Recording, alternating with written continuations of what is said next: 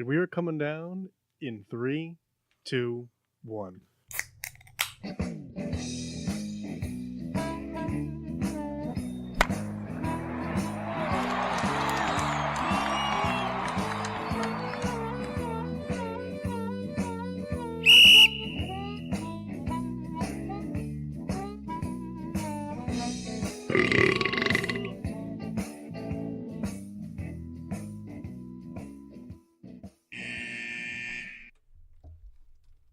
Welcome to Getting Sports with Drunk.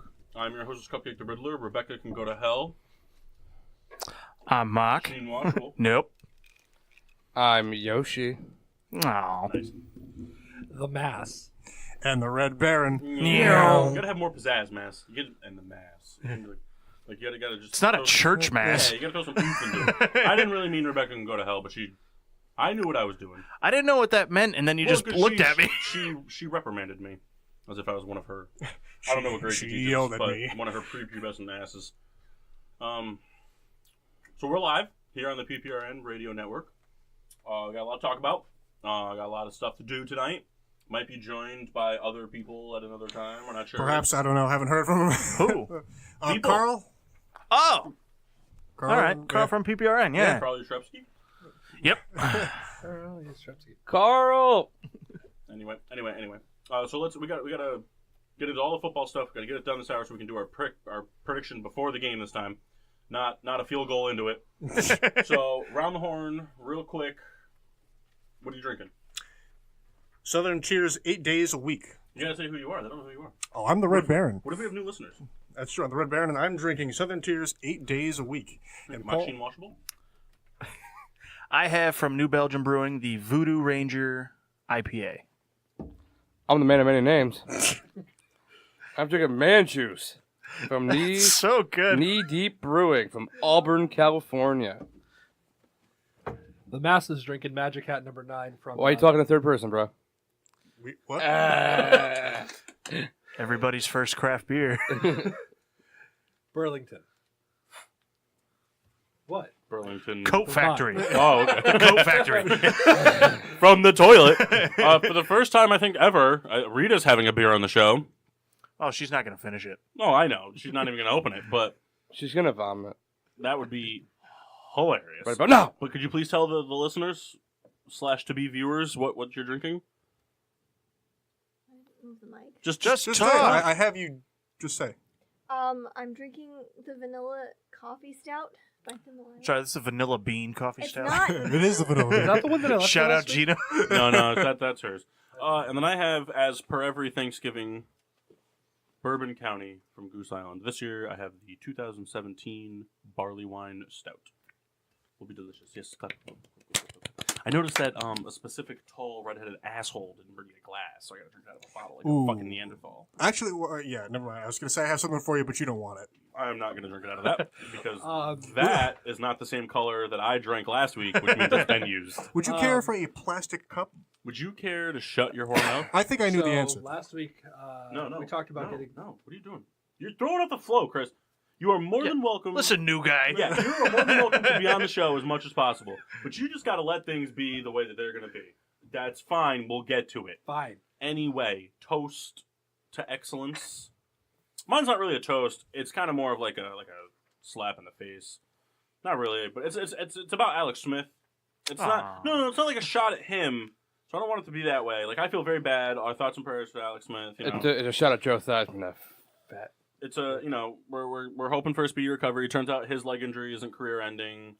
I mean, I don't know if anyone else is going to want to sign him, but anyway. So I read this today. Turns out it's true. So Joe Theismann and Alex Smith both had the same leg snapped on the exact same day of the year on the same yard line that ended with the exact same final score, and they both had it happen to them from the only two players in NFL history to win Defensive Player of the Year 3 times. It's got to be a curse. That's amazing. Yeah, I hope Eli goes to Washington. Ho, ho, ho. Yeah, I would love that. But it's got to See, be here's- 33 years to the day. But here's the thing. No, it doesn't have to be 33. Just be Eli honest. doesn't move enough for that to happen. He just goes down like a tackling dummy. Or like a bag of potatoes. Really, he just kind of falls over. That's why he's played so long without getting hurt. True. Souls? Is yours too? Can I guess who yours is too? Is yours to this person only because what they did was in a losing effort against your team? No. You wouldn't have done it in a winning effort. So what? You lie. Well, mine's to Kemba Walker. We're scoring 60 on 21 of 34 shooting. You know, that was going to be mine because I figured that, Kendall never does In my head, I'm like, what did Leonard Fournette do? Like, I was thinking Jaguars. No, because the Charlotte Hornets lost to his team, yeah.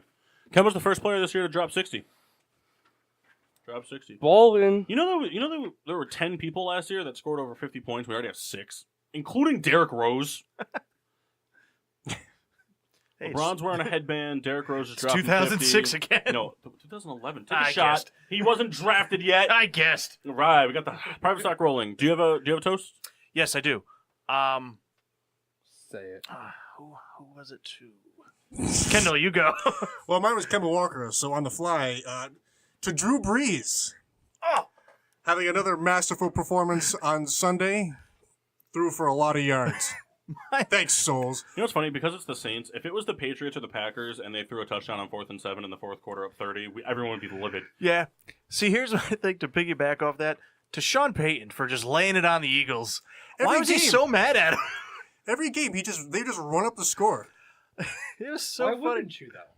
It's professional sports. I don't think people should be mad about it. Well, No, you want them to stop scoring. Stop them. Yeah. But No, I you understand that. You could run the ball, and they could do it effectively and kill as much clock. It's not that. No, I'm fine with that. But I understand what you're saying. It's professional sports, but there's just no need for 4th and 7 No, to be not at throwing all. a touchdown. There's just it's not. The other If it- downfall. on 1st and 10, if you want to come out and you want to throw 20, you want to do 20 passing plays and score a touchdown on the drive, good, go for it. I don't give a shit. Do you not think that Peyton's just trying to pad his numbers for MVP, though? No, I don't think Sean. I think the only number that Sean Payton cares about is how many games he's going to be suspended after this hitting. What was that called? Oh, the Bounty gate. Bounty. The only it wasn't downfall Bounty that- Gate. Yes, it was. I don't think Yeah, it was was. Bounty Gate. Everything was gate. Antonio Gate. Bill Gates. This is coming Private off the stock rails from quickly. Mass. Did you take yours yet? Not yet. I had You to have a toast. toast? We gotta pass it You to have a him. toast? No, because you both stole mine. Well, This is interesting. I don't I'm know not if exactly he's good excited at for it. that. interesting. Well, Mass, yours can be to the Rams on not Mexico City Monday Night Football. Hooray. Okay, so what did you want to talk about before we get into the NFL stuff?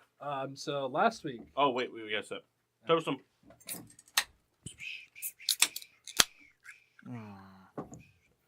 I What are you, can't. is he your servant? He's got a thing. Rebecca doesn't know how to open a beer. I You want that have to a be known. master's degree. that's not great. Yeah, but she got it from Eastern. They just hand those out. You know how many fucking sleuts got degrees from Eastern? Me. Yeah, half a Sheehan. Shout out she in high school. And the other half is in Kyle's bed. Not true, only one. Eastern? No, from Sheehan. Oh. All right. And one from Eastern. So 2 from Sheehan. She didn't say no. Moving along. All right, what do you want to say? We gotta get into the games. So last week you wanted to get Mock a beer that was called the Rinse Cycle for him to have on the show. The New England Brewing Company What? has a beer called Spin Cycle. Cycle. Ah. It's coming I think your I way. found Mock's next private stock, which is the spin cycle with detergent in it. Ooh. There's edible detergent. I wouldn't do you dirty. I'd get you the I edible don't think one. there is edible Yeah, detergent. there's It's called Tide Pods. No, there's like all natural stuff Yeah, that's of like course. it doesn't hurt if you consume it type of deal.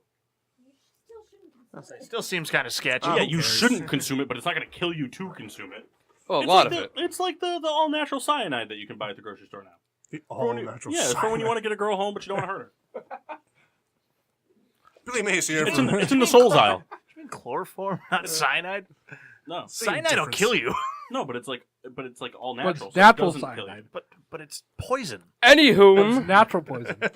Did we sip? I didn't even sip. I sipped. When you sip, never mind. All right, game Oh, recaps. Souls? Yes. All right, Did you want to lead the charge? Or you want me to? You do it. Okay. All right. Anyway, Packers. I got it. I said I would do it. Yeah, Packers Seattle. Anybody care to take the reins in this game? Mark. I'll do it. I Um. was going to volunteer, Mark. I didn't watch it. Oh my So? god. Get them off. Private stock. Every time we talk about a game you don't watch, private stock. Kyle, let's talk NHL stock. and NBA. Oh God. No, I don't know. I thought this game was like it started off like out of the gates like super exciting. like I understand. I'm in agreement with the Red Baron. A game doesn't have to be high scoring to be a good game. Like you can, I could very much enjoy watching a 6-3 overtime or a 6-6 overtime tie from Seattle and Arizona, like that game we watched. Was That's it 2 right. years ago now? Yeah. But this game to me was really boring because it started off real exciting. Everybody seemed to be putting up points, and then it just kind of snoozed out in the second It half. was exciting when we were in the car. Yeah, up against a tree. Yeah, and then it got real boring when we got to watch it. Exactly. I don't know. It just Aaron Rodgers started off hot, and then the offensive line did what they did best and didn't block him at the end of the game. I mean, Adams had a day receiving the football. But there's no other 10 weapons for on like that team. 160 something. But yeah, I mean, injuries have riddled him, and Pete Carroll stuck to the game plan of rushing the football a lot, and Wilson's damaged offensive line kept Green Bay at bay. Not good pass rushers, but not like the other two top teams in the NFC North in terms of pass rushing ability. They both played pretty decent football. I mean, 21 for 30, over 300 yards, 2 touchdowns from Rodgers, 21 for 31 from Wilson, 250, 2 touchdowns. They both play their style of football, and It's just two teams riddled with injuries and teams that they're starting to show the real holes on their teams. Real quick, I'd like to almost like commend the Packers for not giving up on Devontae Adams. Because his rookie season, he looked like he was going to be bad. Yeah. He had a lot of drops, and they just But at the same stuck time, with him. Well, here's the deal, though. It's like, yes, I commend them for not giving up on Devontae Adams, but at the same time, for like rookie money, it's kind of just worth it to keep Yeah. somebody around Aaron Oh, Rodgers. yeah. Just like But- it's, if it was Brady or if it was Manning or Breeze. But what I like, it's just they let him keep developing this T. and grow Smith into guy from New Orleans, Troquan or whatever the hell his name is, Traquan Traquan Smith. This guy's going to do this for 3 more years. They're not going to be able to afford to sign him. He's going to go somewhere and he's going to catch 3 passes for the rest of his career, and then he's going to end up flunking out of the leagues on opioids. One great album though when it drops. So that's anybody have anything they'd like to add to the game? Aaron Jones is good. Yeah. All right. Next. Moving on to the 1:00 games. Bengals Ravens. Souls? all right. So Lamar Jackson's debut did a lot of running. Yeah, it was terrible. What do you have, like 27 carries? I think it was 27 carries for for 117 yards. Yeah, 13 for 19 for 150 and a pick. Do you know whose record that he beat, Kyle, for most carries by a quarterback? Michael Vick. Nope. Cam Newton. OJ Nope. Cunningham. Cordell Nope. Stewart. What? big. Oh yeah, man. Cordell Stewart. Yeah, right. Tim Tebow. Ew. That's how showed what it's going to happen to him. It's amazing though. After one game, better than Tebow. Not better. My thing He's is, on par to beat Tebow. he played the Cincinnati Bengals, who have the worst defense in football. No, Statistically, they're the worst defense in football. but they're not the worst. Do you honestly agree they're the worst defense? They're up there. They're pretty bad. But do you think they're the worst defense in football? Top 3. Okay, but do That you think doesn't they're answer the the worst? question. No. Do you think they're worse than Oakland? Honestly. No. Yeah. Anyway, they're up there. They're fucking terrible. Okay. Okay, yeah. Not just It's one of terrible. those things I'll give you. Top 3 statistically, if you had to really rank it based off skill, they're probably like in the lower end of the middle of the pack. They have good players. They're just not playing well. They just suck. Anyways, it was just Gus Edwards, Who? 115 yards. Good for him. He's out of Rutgers. I went there. Shut up. On mine. Out of Rutgers though. I'm really Um, sad that they didn't try and run more like option plays. I don't know where he went, but I'm not worried about it. He went to Rutgers, Kyle. I heard It's of the commentary. I think we're gonna see more with Lamar Jackson. Flacco's probably gonna miss again. If he's they already out. Yeah, so I think we're going to see him open up more. I mean, 27 carries is a lot, but I still think they were kind of They're reserved. gonna hurt him if they keep doing that. Yeah, that's right. I think we may see the carries come down, but See, I it'll don't think be so. more effective. Well, I think they're going to design. I think the thing is, I think they're going to design more passing plays for him. But I think he's just going to tuck it and run it. Because Well, even if he does, even if they design him passing plays, who the fuck's he throwing the ball to? well, that's kind of my question. 27 carries, but were those all designed runs? No, but Not all of them, no, but I mean, a lot of them. there was probably it was probably. I didn't watch the game. The abode I chose to watch football at this weekend was quite chaotic. Steelers fans were present, and we'll get to that game. But I'd imagine they were it was probably 27 carries. I wouldn't be surprised if 7 of them were designed runs, like straight runs, like quarterback draws and stuff like that, and then maybe 10 of them were RPOs. But See, but he just had the run option, and then the rest of them were broken passing plays. my breakdown of it was if you look at like other running quarterbacks like Cam Newton or even they usually get 6 to 7 carry where they openly just run the ball. I had my fucking toast The back, big so I concern forgot with to do it. Jackson coming in was he was going to be a run first quarterback. If he keeps up 27, he's going to get hurt. That's some nice passes though. Yeah, I mean he's going to have to throw more. You can't run that college offense in the NFL. You just can't do it. Let's get to the biggest what the fuck coaching moment of the week in the Panthers-Lions game. Yeah, So, Lions real beat Mike the Tomlin-esque. Lions beat the Panthers 20-19. The Lions are the Lions. The Panthers had no business losing this game. If they lost, it's because they deserve to, as the Mass said to me yesterday about the Bears.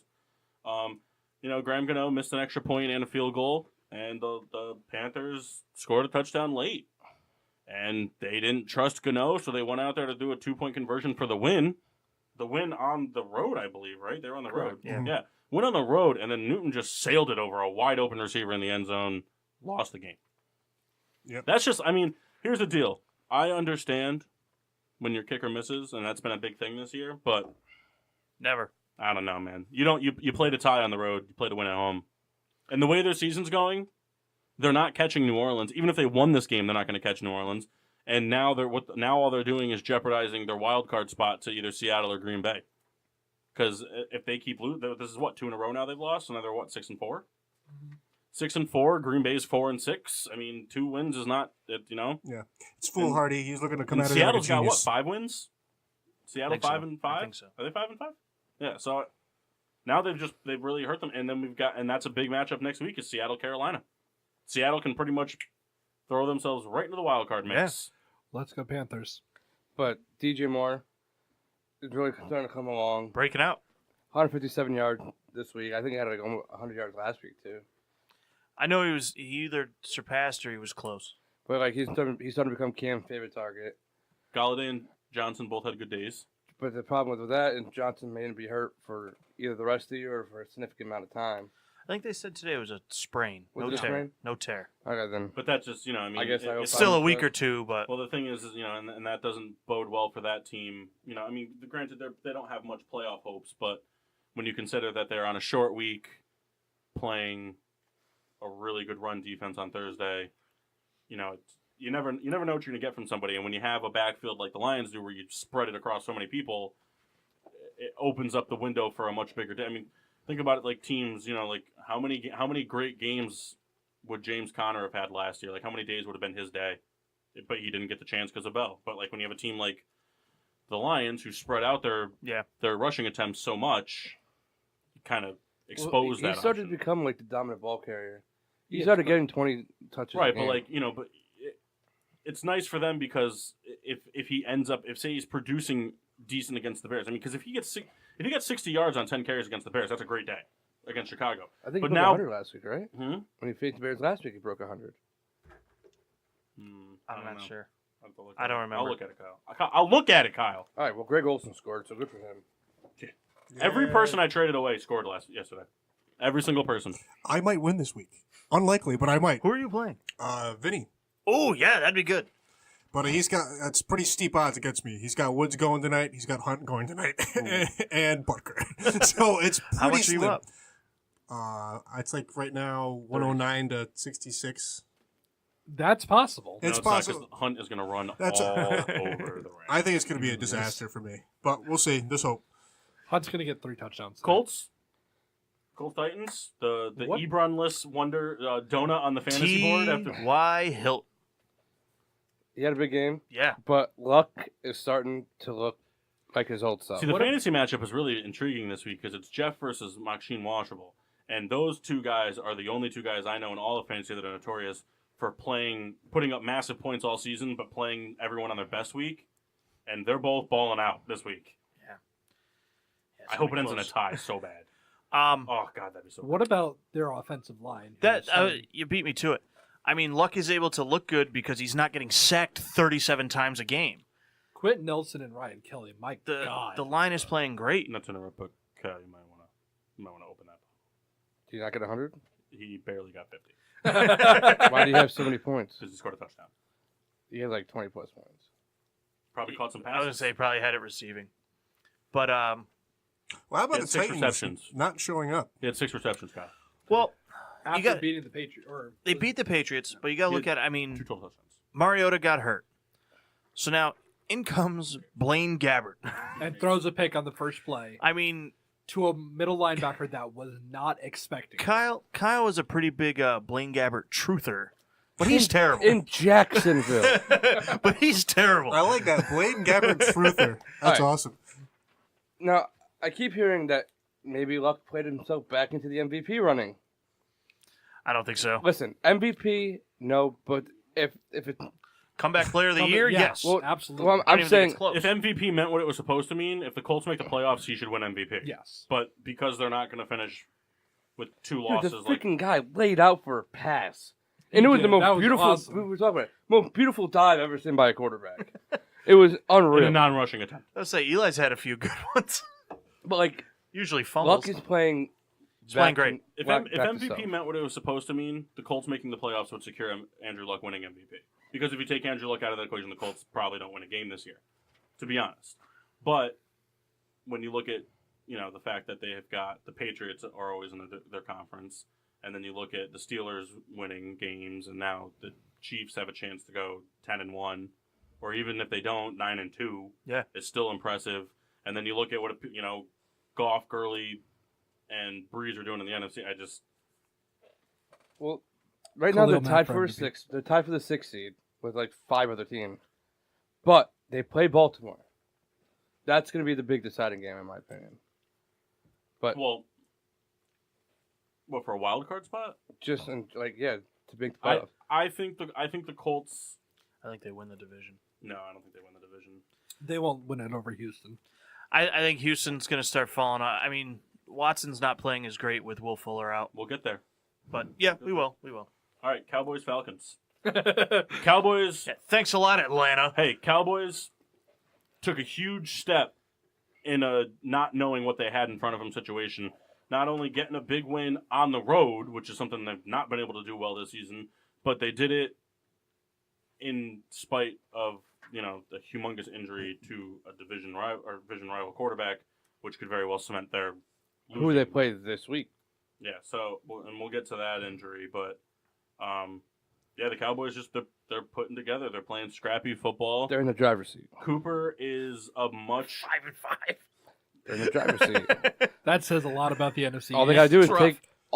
take care of business this week. You're and right. They pretty much have that division on lock. Well, to what Riddler's saying is the Cowboys are playing the type of football they should be playing to win games. Yeah. And it's Well, resulting. a lot of it's Defense on has the played defense. well. knock on wood. They found the Sean Lee replacement that can stay on the field. Who they booed pretty good when he got drafted. He has 84 total tackles already. Yeah. I'm just saying, but they found that Sean Lee replacement Oh, type of absolutely. guy that's bringing life to the defense. And here's the deal: if the Cowboys make the playoffs, it doesn't matter what they gave up for Amari Cooper because it was worth it. Oh, yeah. Mm-hmm. And they're finally giving Zeke the ball. Cowboys are going to make the playoffs and save Jason Garrett's career. I think whatever happens, I think Garrett's going to be gone. Jerry Jones loves him. What if they make to the second round of the playoffs? It won't happen. See, but the what if thing they though did? is the Cowboys, for me, Cowboys fans, they're not like that. Like Cowboys fans, they're not like New England. They don't expect Cowboys fans. It's you either if you don't make the playoffs, everyone on the team should be fired. If you make the playoffs, okay, we're in the right direction. Everyone's good.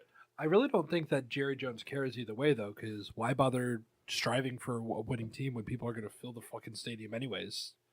Fans don't stop showing up when the Cowboys are losing. They still come in droves. Yeah.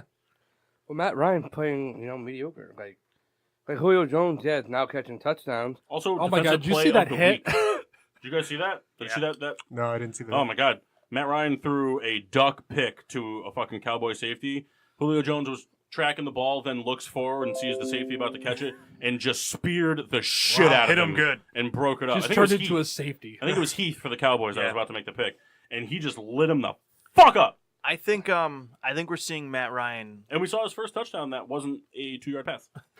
I think we're seeing Matt Ryan greatly miss Devontae Freeman. The Falcons can't move the ball on the ground. Tevin Coleman's not a workhorse back. Ito Smith is not very good. And I like that assessment. he's just not.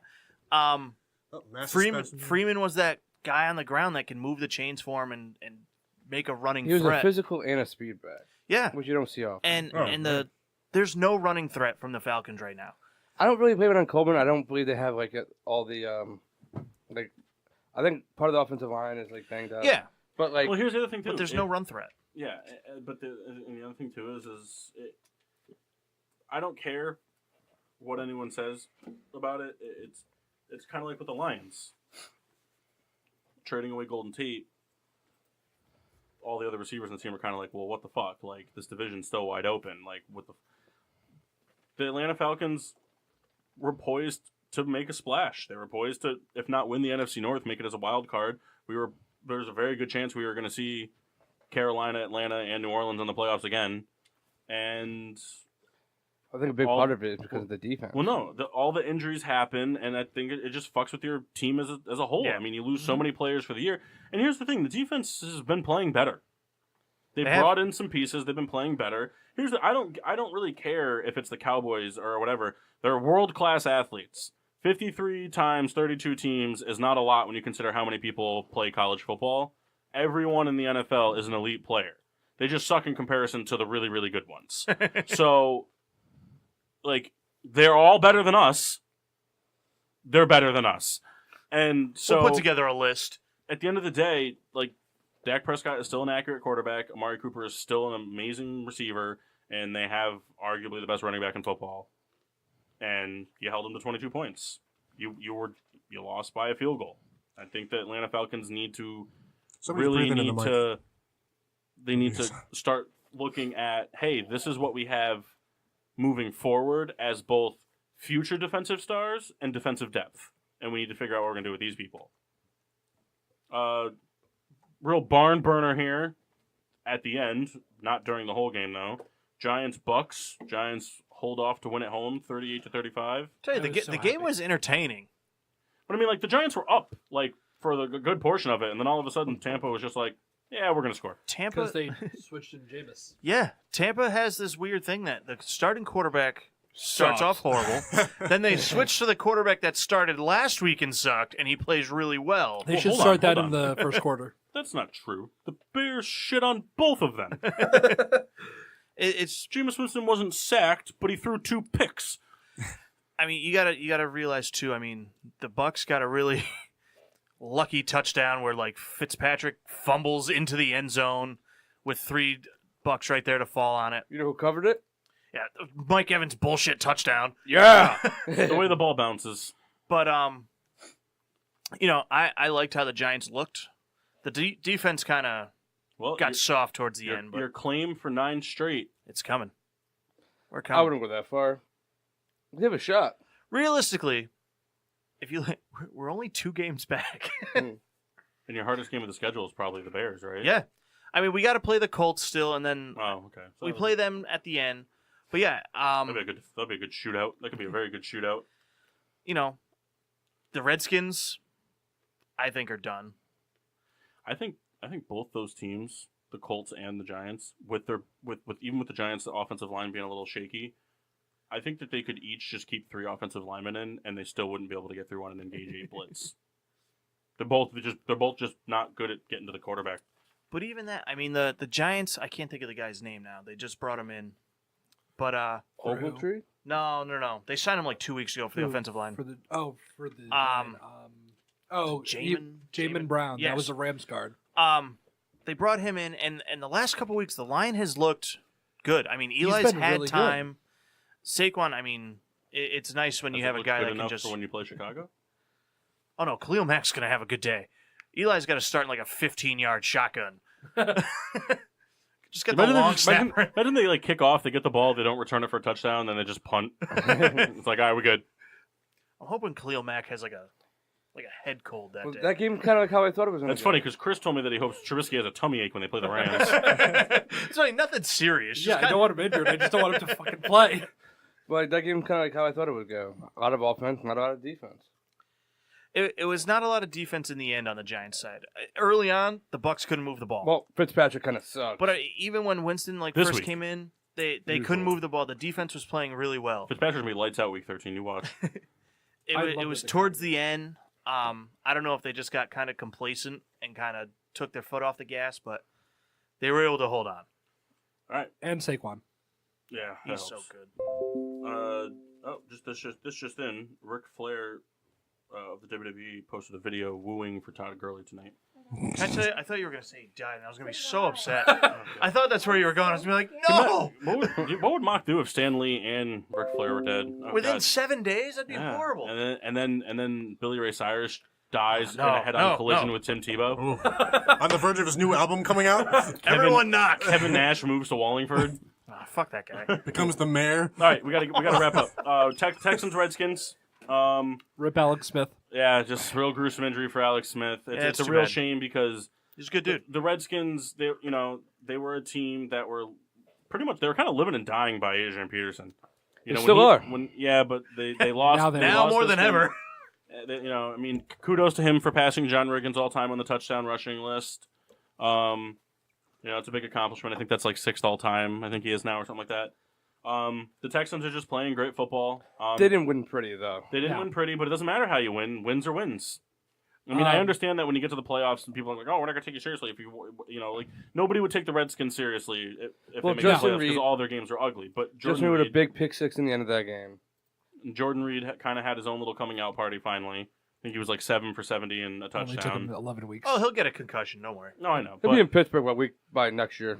Question. By it's week just- next year. It was just an ugly game, but the Texans are playing good football right now, and it's one of those things that if they can keep this gap that they've got going on right now between them and Indy, they can afford to lose a game to them in the division. Yes. I think the Texans need to find a speed deep threat receiver. Anyone.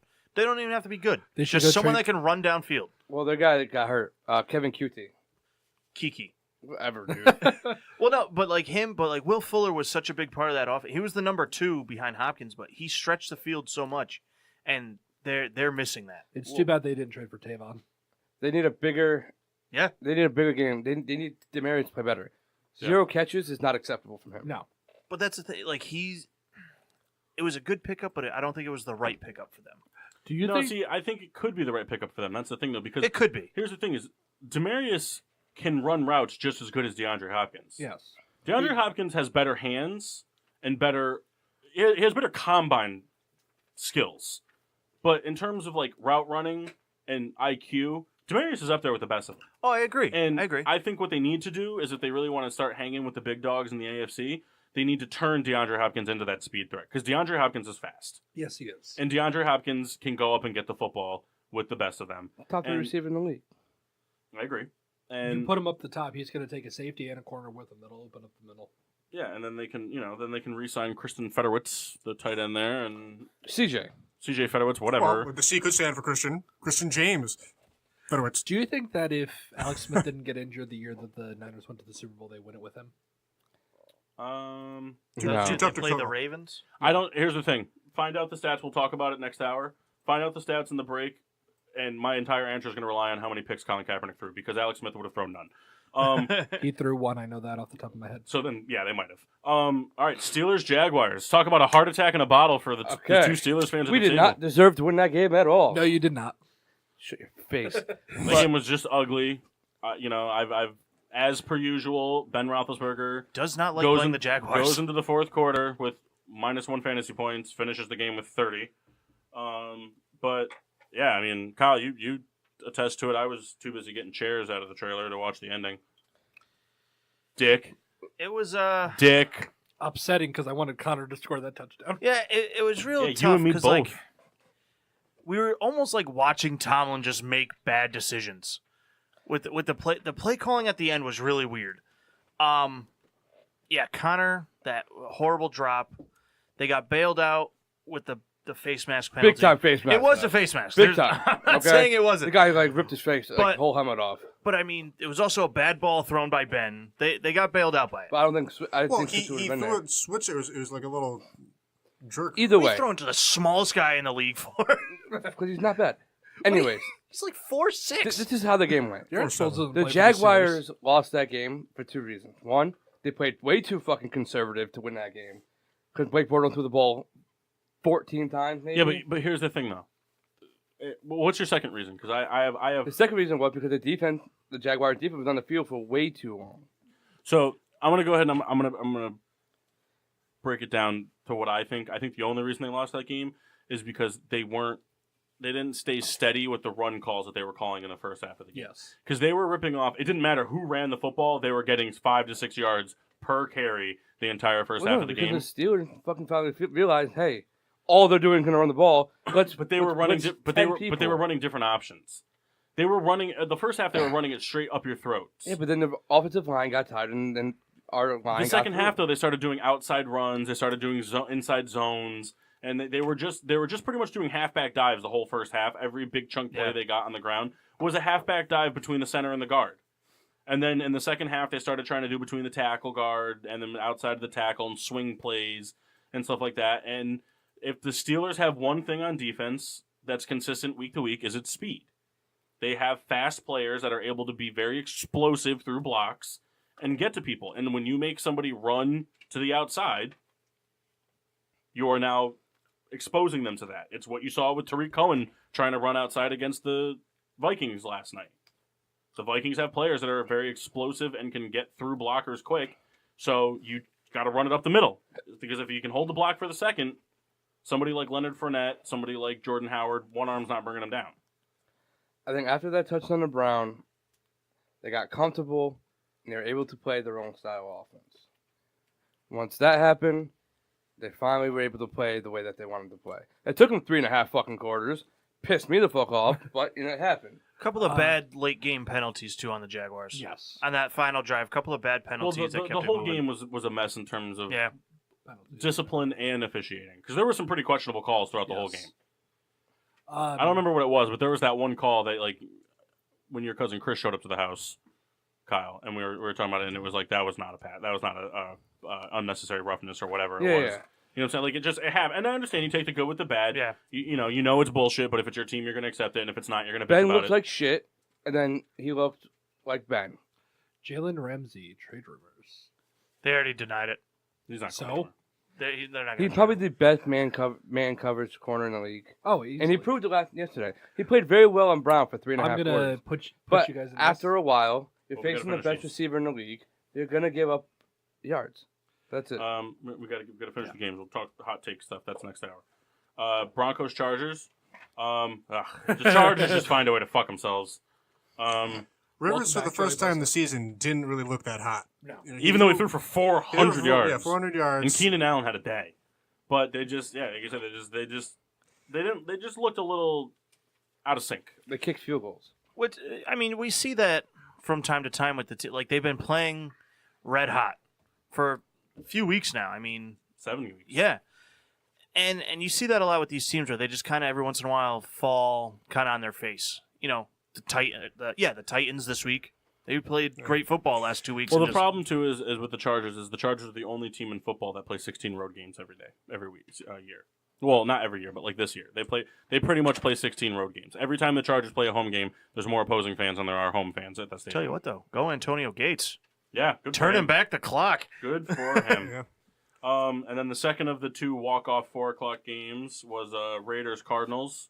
It was just honestly, I'm really surprised the Raiders won this game. Arizona's defense is a lot better than their offense is, and so if their offense is putting up 21 points, I feel like their defense should be doing really well. I think Gruden's mad they won. Yes. He was pretty happy, though. But, Larry He had to be Fitzgerald- held back. What the big thing out of it, Larry Fitzgerald scored 2 touchdowns. Yeah. He also only caught 2 passes. Fuck it. like Best two you can catch. he's gonna be marked as one of the greatest receivers of all time, and Oh, he's yeah. still proving it. Like, Yeah. it's not his fault that his quarterback just sucks. Well, the thing though is, his quarterback doesn't suck. His quarterback's learning. That's the thing. I mean, He also has no offensive and line. I'll say I don't think that Allen, Rosen, Mayfield, like Trubisky, Watson, any of these guys can be labeled as suck right now. They make bad decisions, but they also make some really good decisions. You didn't say And- Sam. Darnold. Fuck think Sam Darnold. sucks? Oh no, I forgot Darnold. Sorry. No. Oh, all right. We should probably. So Saints Eagles. There's not really much to talk about. The Eagles aren't the Super Bowl champs anymore. The Saints are just continuing to be red hot performance offensively and defensively right now. Largest deficit lost by a defending Super Bowl team. Yep. Drew Brees? We should probably do predictions for the game, even though we're not going to make it to. Hey, the game just started, but Whatever. Well, it's got 3 minutes to go before the game Who starts. cares? Drew Brees was a steal in the 8th well, you round. know, No, we just got to get through the games. Drew Brees. Very good. What were we saying, Kyle? Oh, I think it was a steal in like the 7th round of fantasy. Yeah, I mean, if they're just continuing, and the Saints are doing what Drew Brees is doing, what he's always done his whole career, and that's go ahead and do whatever you want to do. I'm going to make anybody on my team the most formidable weapon. Wait, this who the week fuck in is that football. car kid? I mean, people were just lighting it up. Yeah, honestly, they're turning into the NFC version of the Patriots because there was a little white guy that was killing it. That's I'll stand by. Drew Brees is the greatest of all time. score update. Rams scored a touchdown. Are you serious? Yep, Jared Goff passed to You're Robert kidding! Woods Oh, for thank 7 God. yards. Why am I not watching this game? What the fuck? And then the last game was Bears-Vikings on Sunday night. Ugly score, 25-20. It's a weird score. Awesome It score. was even weird. Kyle and I were looking at it. It was even more weird when it was 11-0. That was just odd to see. But the Bears two-point defense, conversions. yeah, the Bears defense just played well. They Zerline missed the kick, just so we know. they opened up with a field goal. It was nice to see Parkey, put it through the uprights. And then the Bears forced, a couple 3-and-outs in the first half. They went into the locker room up 14-0. Trubisky delivered a nice dime piece into the end zone to Anthony Miller. Trubisky continues, though, to show a lot of impressive abilities to hit receivers on And a lot of poor perfect spots en decisions. route. You gonna let me finish, or no? I just wanted to say that. All right, well, get out of the house. You're grounded. It's fine. People live here, Kyle. This is a house. Yeah, he just continues to hit people in the exact spot on the routes to give them the best opportunity to win, and he tucks and runs at the exact right moments, and then throws into triple coverage to a guy that's not going to come down with the ball at all. So he put the Vikings in them. In my opinion, he's the reason the Vikings were in this game at all. But they played well defensively. I think we're going to see Trubisky just keep growing. I think No, each week he's looking better. The thing, though, is, and this is in my honest opinion, Trubisky's going to continue to do this week in and week out and make those poor throwing decisions because they continuously are trying to push him to throwing. Yeah. This is the first time the Bears almost cracked 30 rushing attempts, not counting Trubisky's rushes, which is huge because Howard was eating it up in the middle. Yeah. And Cohen had an okay day. I think he had 30 yards on like 5 carries. He didn't get a lot of yardage, but like he got He had like, important yardage. like 5-6 yards. Howard, he didn't, like you said, he didn't have a lot of yardage, but all of his big yard gains, his 6 and 7 yard carries, came on first downs, which is what allowed them to continuously move the chains. And so the defense played really well.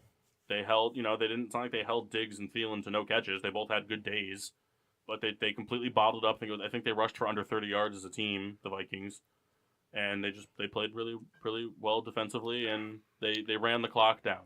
They made long offensive drives. That game felt like it went so quick. Yeah. Khalil Mack. He's Killing it. good. Blocked a dude with a single arm and just He's shoved him good. to the ground. All right, so we're going to go to break. But first, we said score update. Rams are up 6-0 with 12 minutes to go in the first. Robert Woods from Jared Goff. I know it's 6-0, but we'll do our score predictions. I mean, these two teams can put up 60 points in the first half, no problem. So I don't really think it's the 6 points makes a big difference this early in the game. So, Souls, you have to weigh in on anything you'd like to weigh in on? I just think the Rams win 42-39. All right. 45-42 KC. My score as well. You can't pick against the Rams. Sure, I can. No, you can't. Nobody on the show ever picks against their teams. Never ever. You have to finish the private stock if you pick against your team. It's against 45-42 Rams. Thank you. Rams win 37-30. 54-54 tie. Oh, that'd be gross. Do we get 5 field goals out of? Nah, 54-54 tie. No overtime points at all. That's fine, but do we get Bucker points? All the extra points. That's stupid.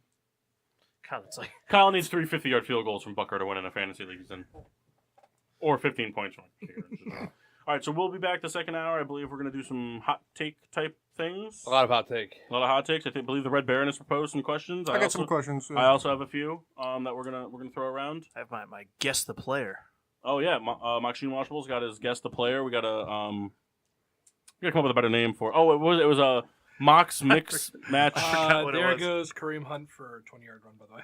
It was like Mox mix match Oh man, I forgot. mashup. Yeah. Mox mix match mashup.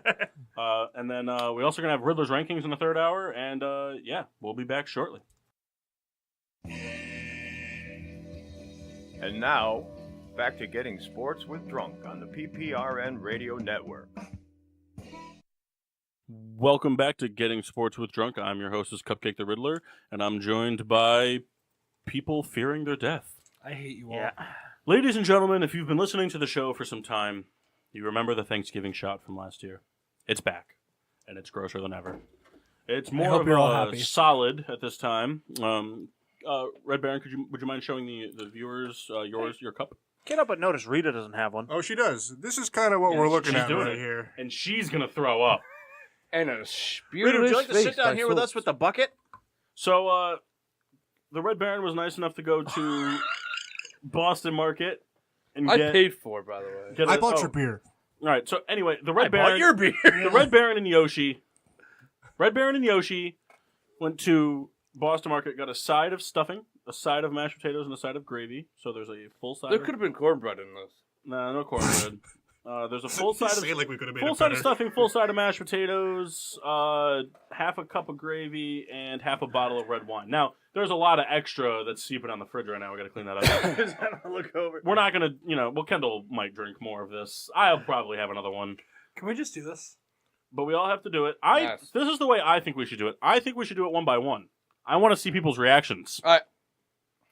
You want to do it in pairs? We'll do it in pairs. All right. Let's do it in pairs. So I think that Mock and Mash should go first. Because they're going to because I'd like to see them smash heads when they hurl. That would I gotta So feel. hold on, Red Baron. Do we have the camera on these two? Can they be able to be seen by the Yeah, garbage can? one second. Here's the thing. I'm gonna taste it. I'm tasting it. No, you got to come on. You got to try to swallow it. I'm gonna try. Here's the deal. If you can't swallow it, that's fine. But you got to keep it in your mouth. Will it for shot? At least like 3 seconds. Hey, will it shot? No, because it's not liquid. Will it shot, Kyle? Kyle, if you were to blend like a dirty diaper, this is exactly Yeah, what it would that's look pretty like much and what be it is. consistent of. Well, you guys obviously didn't get this. I'm gonna taste it. See, when I smell it, all I smell is stuffing and gravy. When I smelled it, I almost threw up. Red All Baron, right, let's go. Hurry are they this on? up. Are they on the camera? They're on the camera. All right, hold on. It's 36. No. This is not a Getting Sports with Live Sports show. This is a Getting Sports with Gross Shots show. This is a bad idea for us to go at the same time. I'm gonna feel really bad if I spit this all over the back of that Todd Gurley jersey. It's the front. So let's He'll be down. Oh, okay. I was saying we can top it off with some private stock if you'd like. Listen, I will stand up this way, just so if you go down, I'll throw it up on top. Sounds like a lot of delaying to me. 3, 2. Oh, this is great. Oh, it's so thick.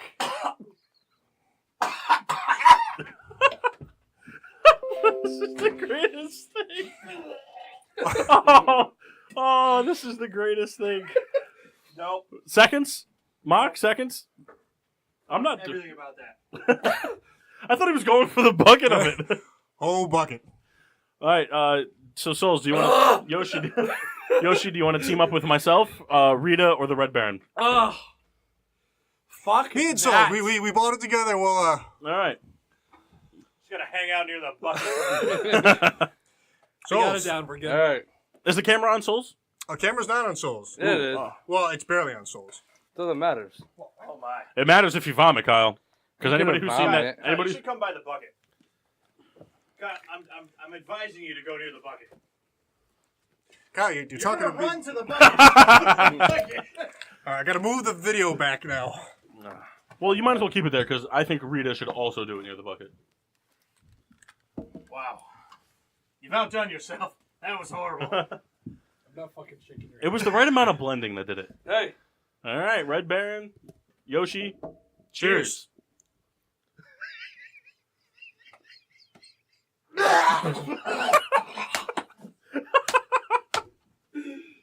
Did you keep that mic on down there? Yeah. Oh, that's great. Are you serious? Kendall's gonna go back for a second. I'll do one more for the fans. You know, I give Kyle effort, or a lot of I don't know what the word I'm looking for is. Credit, yeah. Because he tried to get every last drop out of that glass. Rams touchdown. Oh, the Rams scored? Spoiler alert. Reynolds. Reynolds? By Goff? Yeah. Uh-oh. Corner of the end Here zone. comes J-Mart. There's a flag on the play though. Doesn't he have Goff? No. Oh. I do. Played luck. Not I a bad tell you. decision. There's Rita. a flag on the play though. Yeah, Rita, it's you and I. Here's the deal. Here's you either the do thing. the shot, or you can never come on the show again. Rebecca. Everybody had a frap incentive. I will commend Mock Sheen and the Mass's efforts. Mock held it in for a while, and seeing his face go as red as his shirt for a second. I was worth tried it. so hard. Listen, the wine got me. Here's the thing. Because I tried to do like Kyle just did Kyle? and take it like a shot. But it's so thick that you have to like wait for it and kind of shake it. You got to Jello shot it. You got to put the tongue around it. That's what I did. All right. See, next year we're gonna get real fancy with this. We're gonna do like martini glasses, and I'm gonna put like a gravy, like sauce. Nice on it. rim. I'll quit Yeah. the show. Do olive garnishes, the whole 9 yards. Rita, All right, Rita, you just got to taste it. Red Come on. Baron. We all did it. Rita's not. I doing hated it, too. She has to do it. You got to do it. Here, you want a spoon? Just give it a Rebecca, taste. I'm not usually one to. You got to give her the incentive. She only listens to you. She can't come on the show if she doesn't do it. Let's It's do the it. rule. You We're doing it as a unit. Yeah, you always say you want to be part of the group, I forgot. but then you that got to small participate drop. with the group. Phoenix. Come I've on. only been here 2 shows. Are you I, going to the garbage can, or are you doing it I would there? advise you going near the bucket. I advise you go near the bucket as well. I advise you also. Bucket's coming over here. Peter's like, what is going on? So we do this thing. It's called the Thanksgiving Shot. Yeah, okay, well we got stuff to get to, so Rita just needs to buck up and do it. Yeah, we need you here, Rita. What do I get? Can I get a milkshake? then? No, you don't get Yes. anything. Whatever. I'll Yeah, bring What, you she's a- not gonna get a milkshake, but yeah, you're getting a milkshake. Yeah, you can get a Thanksgiving milkshake down your Let me gullet tell you right this, now. I ain't making it for you. I'll bring you a fucking milkshake next week. Hey, All right, there we go. Come on, let's do not it. fair. Fuck you. Literally just- I work at a. No, you have to Milkshake. take a healthy shot of it. Hold your nose. All right. Cheers, Rita. Get near the bucket. Look at that. That's horrendous. That She's gonna spit all over her laptop. Do you want the bucket? Wow, I tell you what. Fuck you, Paul. I gotta tell you, that had a rough ending. Very peppery. Let me tell you this. It's not the Thanksgiving that got me. What? The wine. It's not the Thanksgiving. It's all one thing. You sell. 2018. Yeah, we're gonna cleanse this place. The garbage is going out. That garbage cannot sit here. Peter, we'll leave one in the fridge for you. Yeah. I can't do wine, man. It's just so dumb. Kyle, you didn't taste the wine. Yeah, you're right, but it feels like I did. What? Well, gentlemen, Kyle, you talk like the hormone monster on Big Mouth. Like the old one. Just say random sentences. You're the man, Oh, Steve. that was awful. oh, that was Why do we great. play this game? Any hoosers. So this used to be every week when we did shot trivia, which we didn't do this week. That's around the horn, private stock around the horn. It used to be the disgusting It shot. was the disgusting shot. So everything on the bar was open for grabs, and anything in the fridge. you I'll just do couldn't double get- because it's my fault. Why? It's my turn. All right. Well, you get a question, cue a question up, and we'll do it in the third hour. Mox mix match mashup. Oh, yeah. Let me pull up my screen here. All right, take a shot of the private stock while you do that. It's going around the horn because we all fucked up. I gotta tell you, that was thick. That was a doozy. Kenny, what do you think? Good. Just before I throw it away, gonna get one more. I hate you so much. One more quick one. Look at this. It's like a yogurt Sorbet. Get it right sorbet. in the camera. Yeah. See this? Just don't go over the keyboard. I know. This is like what's that yogurt that helps you crap?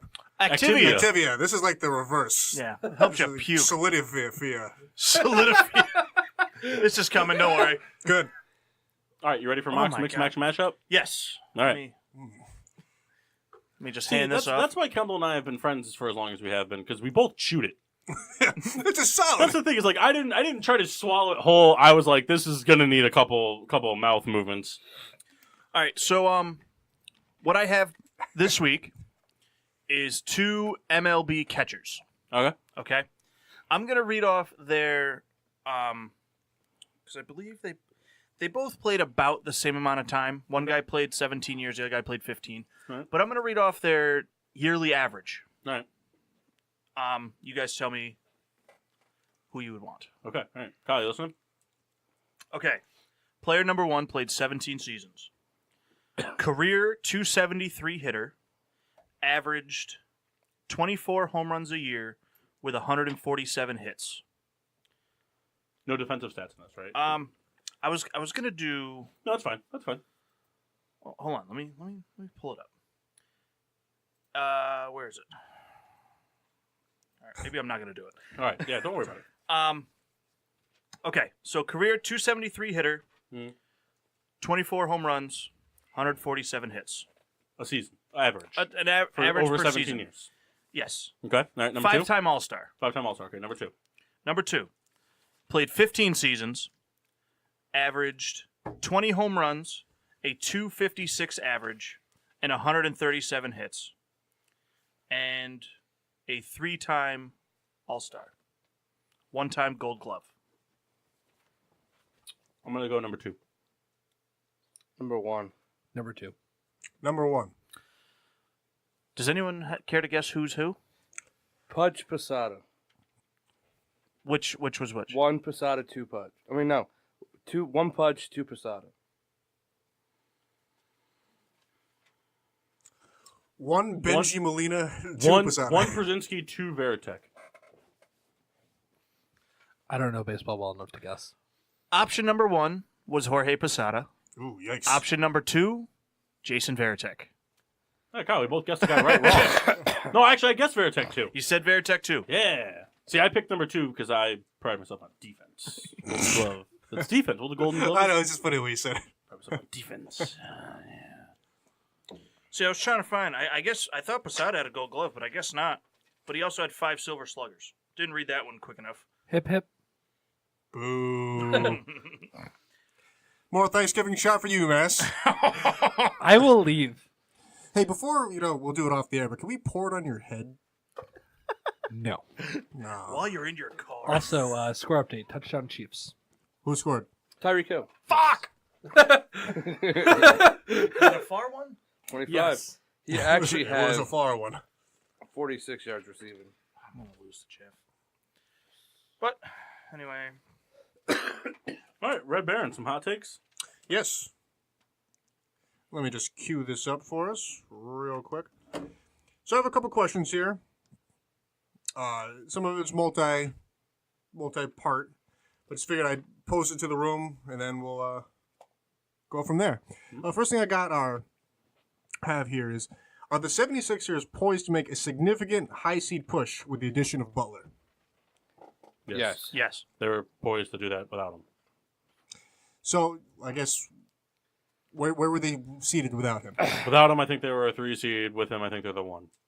So you think definitely like a strong argument for the 1 seed? I think they're yeah. 2.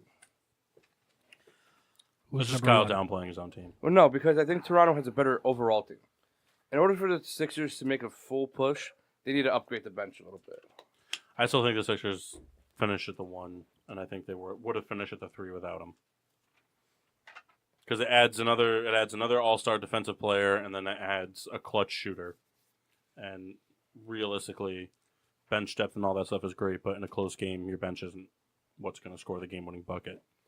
Hence, the Charlotte Hornets game. All you guys want to say about that? Yeah. All right. Feel free to elaborate on your reasoning. All right. Which NFL team, after what you've seen in 11 weeks, would benefit from a coaching change next season? Can I have multiple answers? Sure. Hey, I'm going to kill the Facebook Live just because Yeah, it's not working out. Bye, guys. we'll try it again later. My team, I think that would benefit is the Baltimore Ravens. Harbaugh, I don't think is a bad coach by any means, but It's been 12 years. yeah, I mean, it's time to shake things up there. I think they'll try and bring in a younger coach to work with Lamar Jackson going forward, and because I see him moving on from Flacco, I think Harbaugh gets the axe. Miami Dolphins definitely need a coaching change very soon. I don't know how much of their misfortune I blame on Gase, though. I mean, I certainly don't think that he's had any success down there. But you got to look at what he's given. I mean, you have Tannehill, who isn't good, who's been hurt, and then you have Osweiler. So draft a quarterback. Yeah. I mean, their defense is subpar. They traded away their best receiver. Their run game is, I mean, they're relying heavily on Frank They Gore. traded away their best running back last year. And receiver. And receiver. Well, receiver this year, running back last year. Yeah. It's just, I don't know how much I put it on Gase. I don't think he's done anything to help his case. That's true. That's fair. Yeah, Jay Cutler last year. That didn't really work. Denver Broncos as well. Yeah, I see that happening. Do you guys have any suggestions? Yeah, well, Harbaugh for to Denver, they've already said Gary Kubiak is willing to come back. but as an offensive coordinator. He didn't say head coach.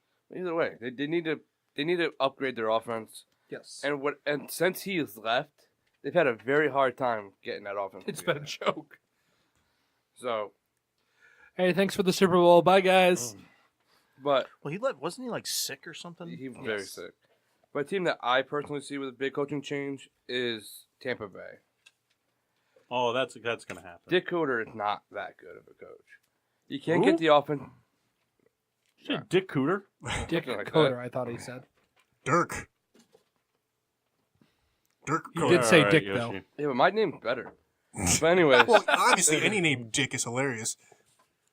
but Dick Vermeil. What a ring with the Rams. he can't get the Little Dick defense Cooter. going, and they have talented players on that defense. And he's got a very good offense, good offensive weapons. Can't get that going. So they need.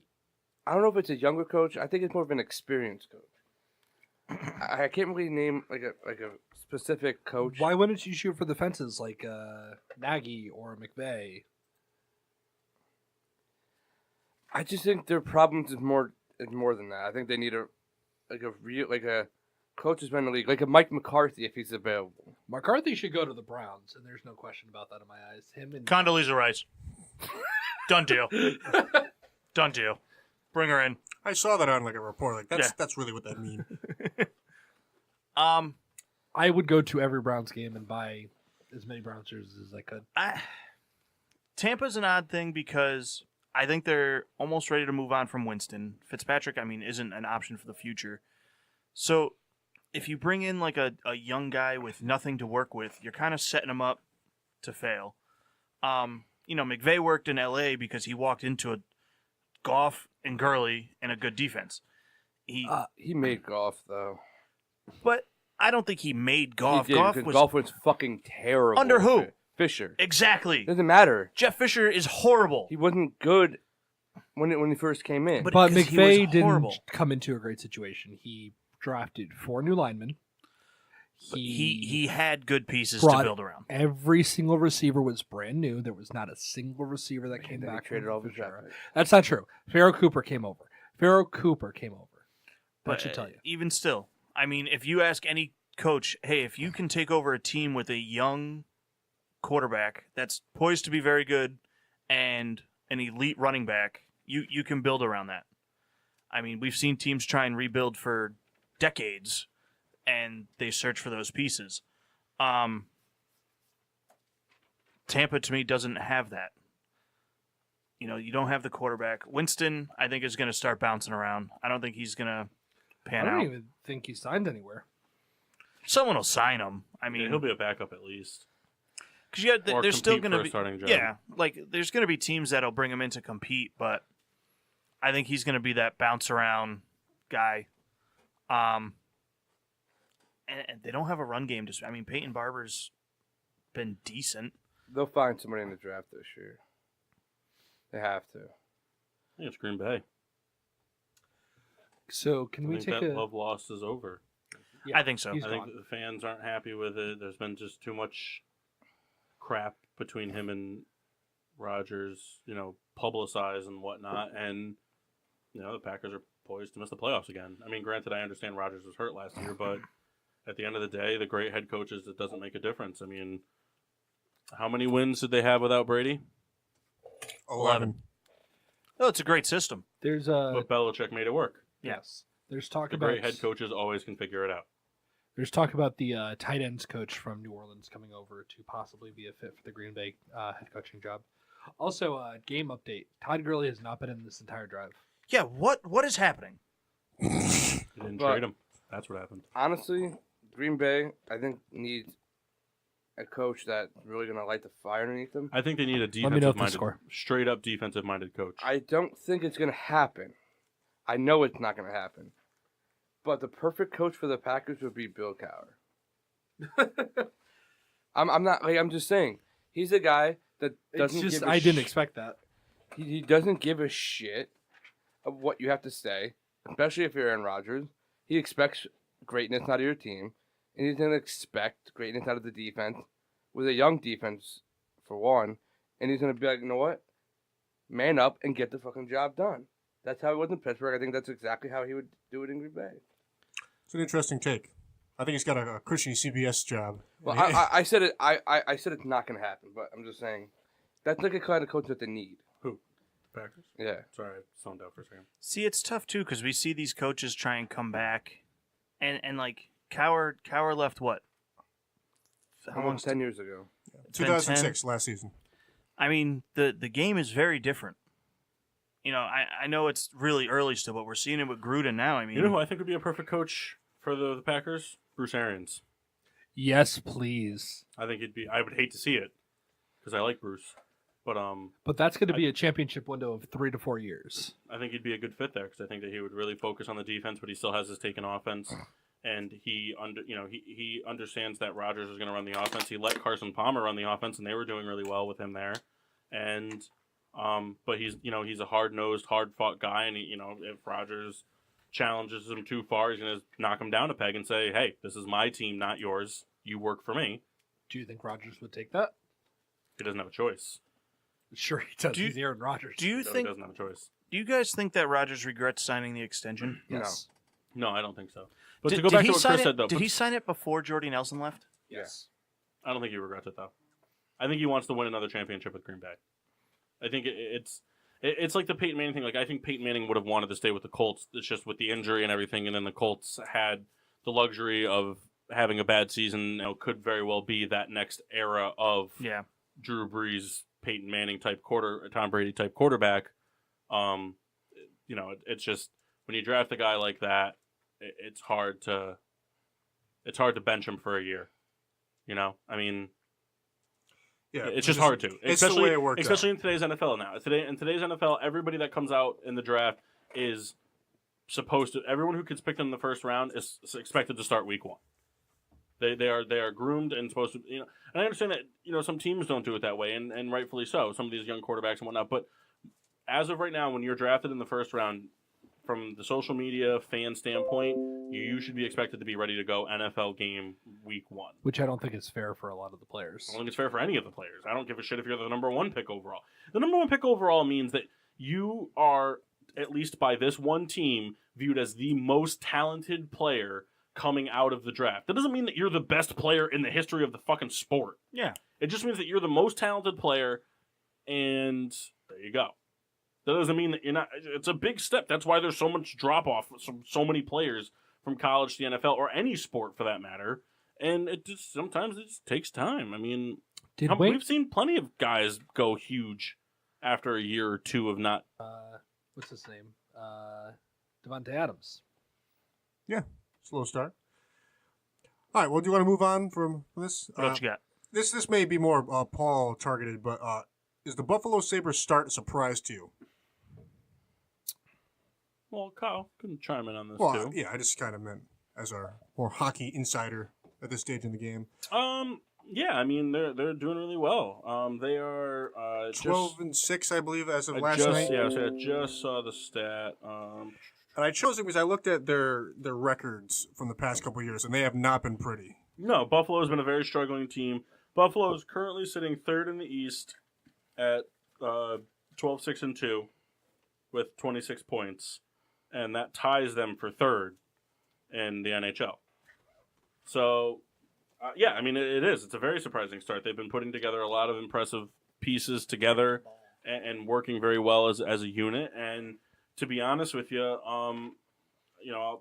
it's not really a hot take because I know everyone else here is working on their hockey or whatnot, but I think Buffalo is a playoff team. I think Buffalo will make the playoffs. They might fall off and dip around and switch around with, like Boston and Montreal from time to time, or even Ottawa. Detroit's not even that far out of it, and a couple wins here and there can really change things up. But from in the Atlantic Division, you've got 8 teams, and from first to 7th, it's a 9-point difference. Yeah, there's a lot of hockey to be played left, but I think Buffalo can make a real run at being a playoff team. I don't think they'll get very far because I just think that there's too much greatness in their path, just in their own division, with Tampa and Toronto, and then you look that they've got. Then you look out, the other side of the division. You look at there's the Blue Jackets, and then there's the Islanders, and now Washington's starting to piece things together here and there. So it's not to mention the Penguins, who are scraping the bottom of the barrel right now, but they can never count them out. Yeah, exactly. It's like the Patriots, like the Steelers type of deal, So, and the Flyers aren't a terrible team. Ottawa's a good team. Montreal's a good team. So they're not ready to get through the East yet. The East is one of those things where it's like, even though the West tends to produce more dominant Stanley Cup winners over the past few years, when you look at like Nashville going to the Stanley Cup Finals, and then the Blackhawks won 3, the Kings won 2 or 3. They've just produced impressive teams, but in terms of competitiveness, the East is really high-powered. Yeah. Well, they added Carter Hutton, too, who was on the Blues last year, who was a very solid goalie for them. But they brought him over to be their starter. He's been all right with a 91% save percentage. It just he's now taking the starter job, so he's not used to it. Last year, he split a lot of time. Yeah. Well, I guess it's conversation worthy because the position they're in right now. The Blackhawks are a team that can be starting to be reckoned with a little bit here and there. I'm not going to say that they're a playoff team, but I think they're last week, at least when Crawford was in that, I think they were 2-0-1, which is 5 points. Crawford had a clean sheet, and Taze is continuing to score goals, which I know that this is the West now, but you look at the Western Conference and you look in the Central, the Blackhawks are still sitting in 7th place, or 6th place, sorry, but they got 21 points, and the next 3 teams have 24 points. And, I'm not going to say I'm a firm believer of the Quinville firing yet. I got to see what happens. But when Taze is scoring, it's dangerous because Kane's going to do it. Right. So when Taze is putting goals in the net, there's a lot of things that. But we're in a real shift right now because you look at it. The Eastern Conference for the Atlantic Division is not really that much of a surprise outside of Buffalo. But in the Metropolitan, you've got Pittsburgh sitting last. In the Central, you've got the Blues and Chicago sitting last. And then in the Pacific, you've got Vegas and LA Kings sitting last. You're talking about, we're literally talking about 5 teams that have been Stanley Cup Finals contenders every year for probably the past 6 years. Yeah. If not longer. You mentioned the Blackhawks. This is more of a fun question, but last night at the Bears game, a video of Quenneville taking shots off of a ski or a paddle. Ski, yeah. Awesome, true or false? Awesome. It's not, and I'm not saying it as like a Chicago fan. It's just, you look at the tenure that he had in Chicago, and you look at the success he brought to the team. It's hard to, and then on top of it, a lot of sports organizations are very involved in their communities and whatnot. It's very hard to be in a team in a city for so long, especially in a winning environment for so long, and not get connected and attached to the city and its people. You look at, especially in, not that other sports don't do it, but you look at Chicago sports and you look at the way the city's designed. Every game for Chicago, there's another Chicago team or someone at the games. There's always Bulls and Bears are always going to the Blackhawks game. There's always Bulls and Bears at Cubs and White Sox games. They support each other. They're all in on each other all the time. It's like the city of Philadelphia. A lot of players go to each other. Yeah, except our fans aren't assholes. Michael Bennett's an asshole. But it's just, it's hard to just cut those ties and leave. And until he gets another coaching job, he's been a coach in Chicago for a long time. It's where his home Do is. you think he will? Yes. Do you have like an idea where? Not yet. I don't think he takes a coaching job this year. I'm not going to say he's offered. I'm sure he's already gotten phone calls. Not necessarily offers, but interest. Right. But from maybe Like, some hey, failing we'll teams. fire our guy for you. Yeah. But Yeah. last night the Chicago Blackhawks and Bears sent home Minnesota with a couple L's. Yeah, I thought that was pretty cool. Both teams came to Chicago and both left losers. Yeah, not often does that happen. All right. Corbin or Keuchel? Who would you rather have? And who is at a higher risk for bust? I'm gonna say Patrick Corbin for both. Okay. The reason for this is when Patrick Corbin's younger, is why I would take him, but he's gonna cost more for the bust part of it. Keuchel, he's already he's had a rough last couple years, and teams aren't gonna spend much for him. Yeah. Well, it's interesting you said that because it's funny because Corbin is like 29 and Keuchel is 31. So it's like they're close, but they're separated by like that 30 is kind of a noteworthy. Corbin's had that year off where he had the Tommy. I don't know if he had Tommy John, but he had the year off. Right. So his arms are a little more fresh, if that makes sense. But I feel like people are going to be willing to but teams are going to be willing to more spend on Corbin because of the year he had last year. Right. Where Keuchel, who had a down year, they're not going to spend much money on. In baseball, it's all about what they did last year. And Corbin had a good year where they're going to spend more money for him. Mark, you seem to have a differing opinion. Only, I kind of, because it's not always what you did last year. We see players that hang around off, Jacoby Ellsbury had really one good season 3 years before the Yankees gave him big money. It's just, I agree with you, just not entirely. You know what I mean, though. I know what you're saying. I'd rather take Keuchel. Yeah. Just because he can come in, he has the playoff experience. I'm looking at it as a contender. If I'm a contending team, I would take Keuchel. Again, he has the playoff experience. I think you'll get him cheaper, and I think he'd be better in a situation knowing that he doesn't have to be what he was. He doesn't have that the pressure on him to go out and be the ace. He can be your number two.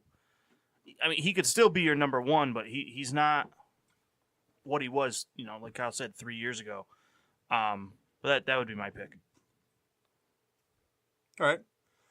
I was kind of excited about this one, though. It's been very covered in the past week. Real quick, sorry to interrupt. I meant my toast to excellence. I couldn't remember what they were off the top of my head, so that's why I did the Alex Smith thing. But Eddie Jackson, that's who it was supposed to be too. Eddie Jackson and Mitchell Trubisky. Eddie Jackson, since coming into the league in 2017, has 4 defensive touchdowns, which is twice as many as any other player in that time span. That's pretty impressive. And then Mitchell Trubisky for taking the lead from Cam Newton for most rushing yards by a quarterback. Oh, yeah. I heard that last night. Right. Oh, Lamar Jackson's coming. He's already a fucking third of the way there. So this is a multi-part question, and like I said, it's kind of been covered a lot by other sports media outlets. But I'm interested in what you guys think. Does Durant finish the season with the Warriors? If not, where? What trade makes the most sense? And where do you see Durant in 2019? He finishes the season in Golden State. They're not going to trade him this year. Will he sign the next year? No. I think you're wrong. I think they're more willing to get rid of Draymond Green. Just because of the elite talent that he has. But if he were to go somewhere else, I can see him going to like the Knicks or to the Lakers. One of those like big market teams to really push them over the edge. And you're saying that because of the NBA is what it is, money is really not an issue for any of these. He's gonna make his money, no matter where he goes. He's not gonna make it in Golden State, but if he wants the money, he's gonna go to New York or LA. Well, I guess I'm asking that. So basically, wherever he goes, it's kind of like it's open. The Yeah. teams He's got his teams, ring. Teams can afford. He's got his ring. I think he'll look for the if he decides to not stay in Golden State, he's going to look for the money over the championships. But foreseeably, any team can afford him. Yeah. For the most part. And Cap's only growing. Yeah. We should sign him. Yeah, I'd be Bring him I'd be in. fine. All right. Outside of LeBron, who is the most influential player in the NBA Right now, right now? Steph Curry. Yeah. Wow. People are fucking including flying LeBron. from people are fucking flying from Japan and buying tickets and spending one night in fucking Golden State just to watch him play. All right. Besides Steph Curry. Besides LeBron and Curry. Yeah, I kind of thought that there'd be more. Well, because people Diversity. are also. We invite Steph Curry because the game has fully changed because of him. You know, people are like even big men are shooting threes because of Steph Curry. How do you mean influential? Well, I guess the way the game is played, the way that, like you said, Do you mean on the court or off the court? both. Because it's different answers. I mean, on the court, I don't think we can say anyone other than Steph for what Kyle just said. But I mean, off the court, it's Well, no, on the court, if you want to give an argument for Steph, it would be Giannis, because he's an absolute insane freak of nature. That, like, he just like the things he does. Like, I understand that he's got the height, the length, and all that stuff, but like he just because of it, he shows moves that people like never thought of doing. Yeah. And now people are trying. I mean, because like Giannis isn't the only person that can be driving from half court and start a Euro step at the free throw line and get to the rim. But people weren't doing that. Now other players are not doing it as often or as effectively. But other players are starting to try those things, and they are getting some result out of it. Well, I guess what I was trying to pose the question as, and it's Off kind the court, Dwayne Wade, in my opinion. Dwayne Wade, because the only way I could describe it, and it's going to sound ridiculous, whenever I shoot a piece of garbage and the wastebasket, I'm saying Kobe. People who are 10 years younger are saying Curry, and I've witnessed that. We're also saying it though for different reasons.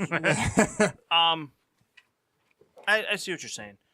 Off the court, it's basketball. At least more than most other sports, is you're a brand. Every player is a brand.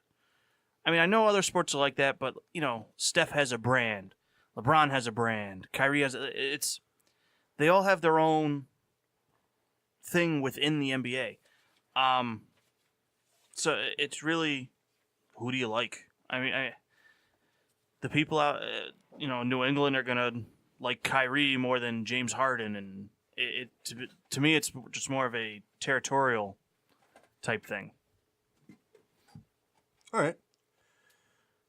So we touched on this earlier in the show, but I guess to just glaze over it real quick. Are the Redskins done? And do you think Alex Smith's value is down because of his age and the nature of the injury? He's 33. So the Redskins aren't done because the Cowboys and the Eagles and even the Giants, who are only 2 games back, they're all where they are for a reason. They're not able to just win games like it's nothing. Like they're not able to do Rams, Chiefs, Breeze, or Saints things. Like.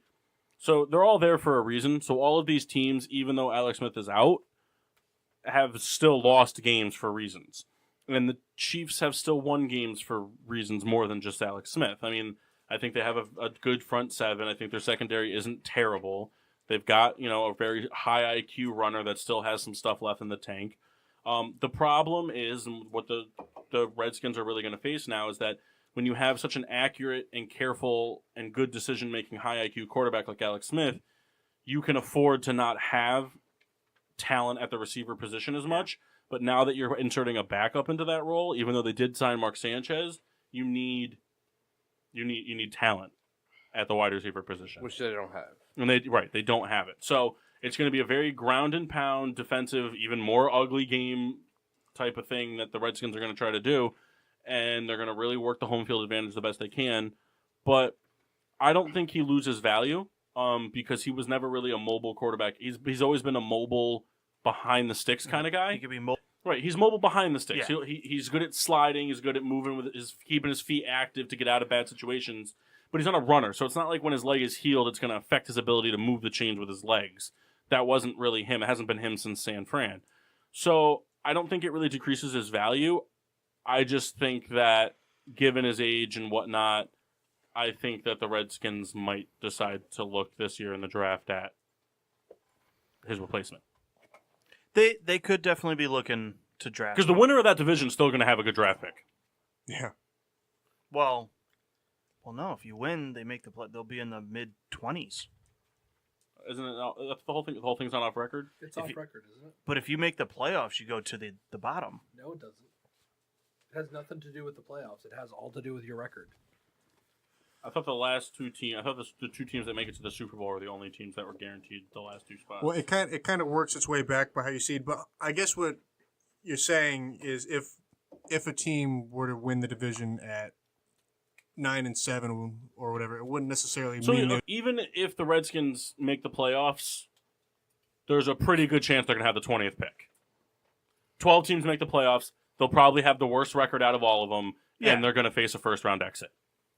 And barring more something likely than incredible. They're going to face a first-round exit, and they'll probably have the worst record out of all the teams that make the playoffs. Because they're going to lose games without Alex Smith. They're going to lose games, and the two teams, at least one of the teams in the NFC that makes the wild card spot, whether it's the Vikings, Panthers, Seahawks, or Packers, are going to have a better record than that. Yeah. So, I mean, like I said, there's a very good chance that they get the 20th pick, which is still a good pick. Any first-round pick is still a good pick. Yeah. And that's why John Gruden is so upset that the Bears keep winning, Yeah.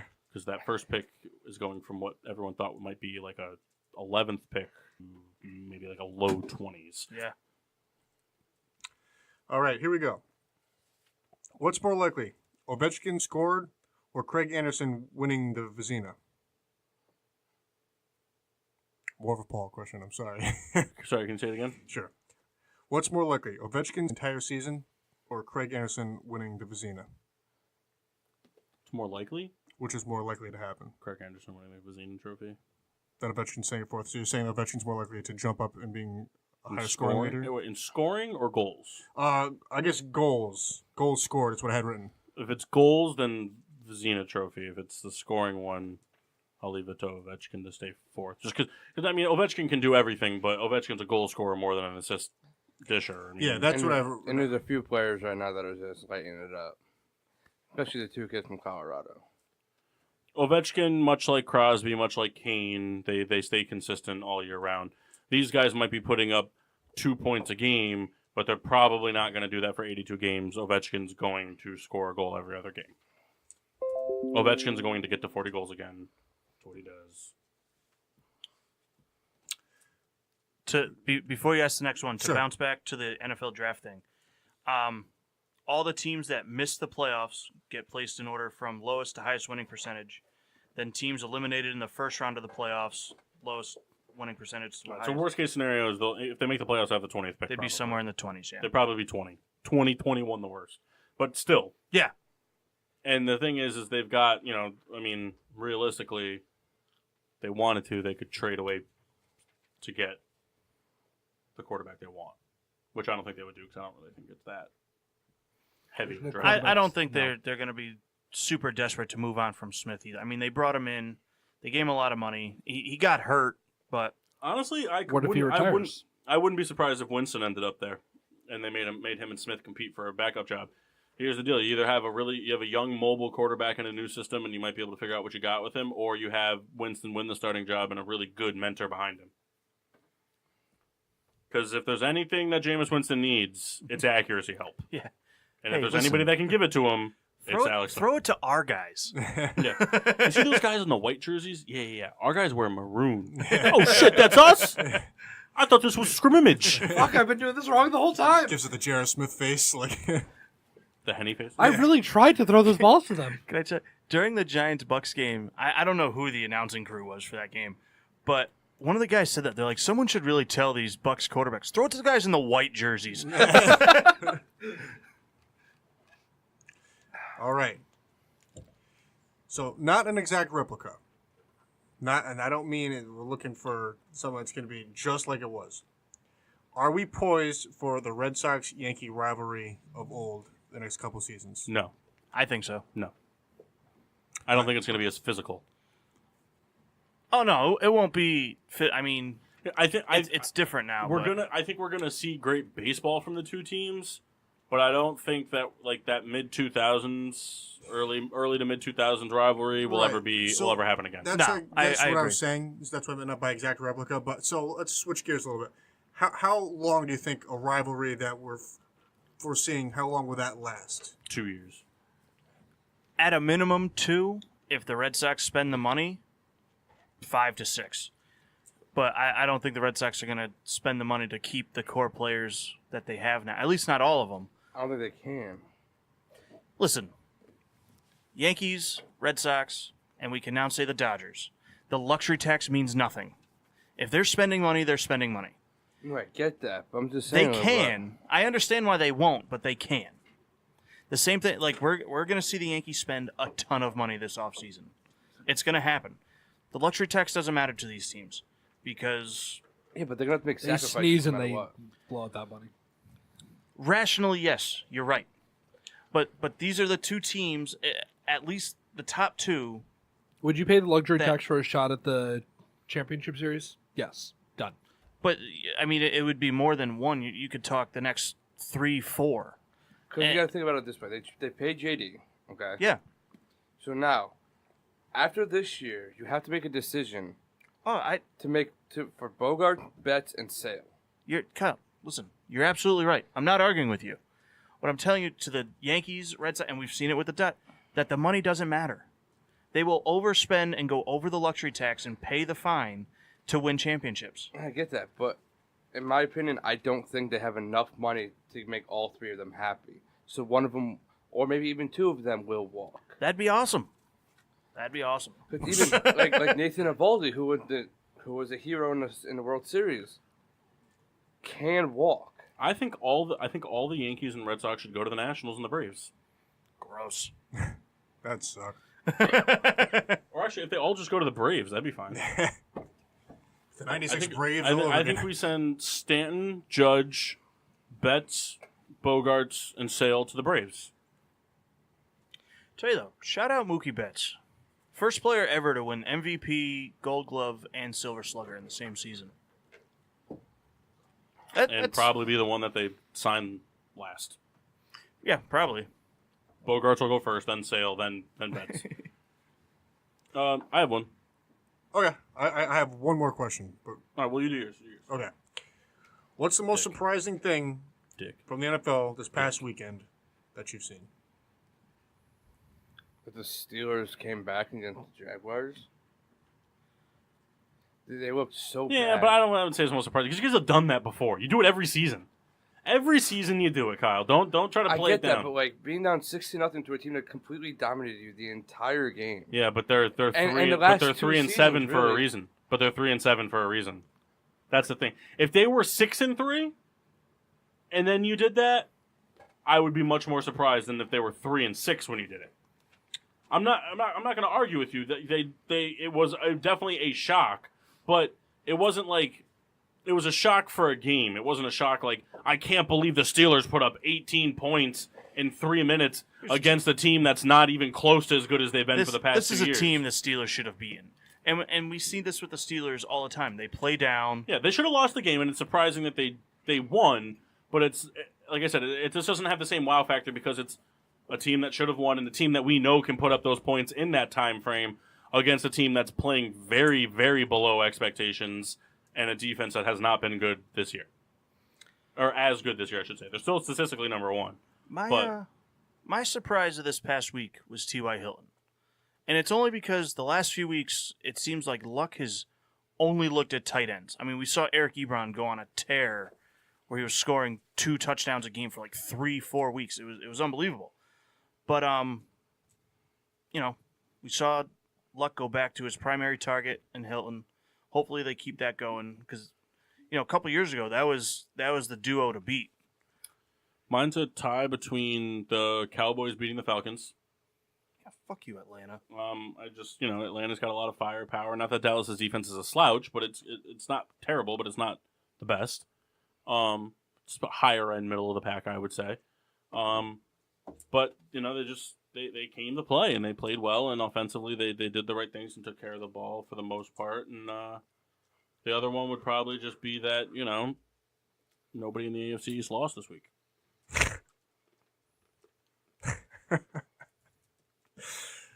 That's funny. That really tickled Kettle's pickle. I did. I like that. Mass, do you They have were one? on buys. Most surprising thing in the NFL this week? I'm just going to have a drink of water for this one. Yeah. Got to really quench his thirst here.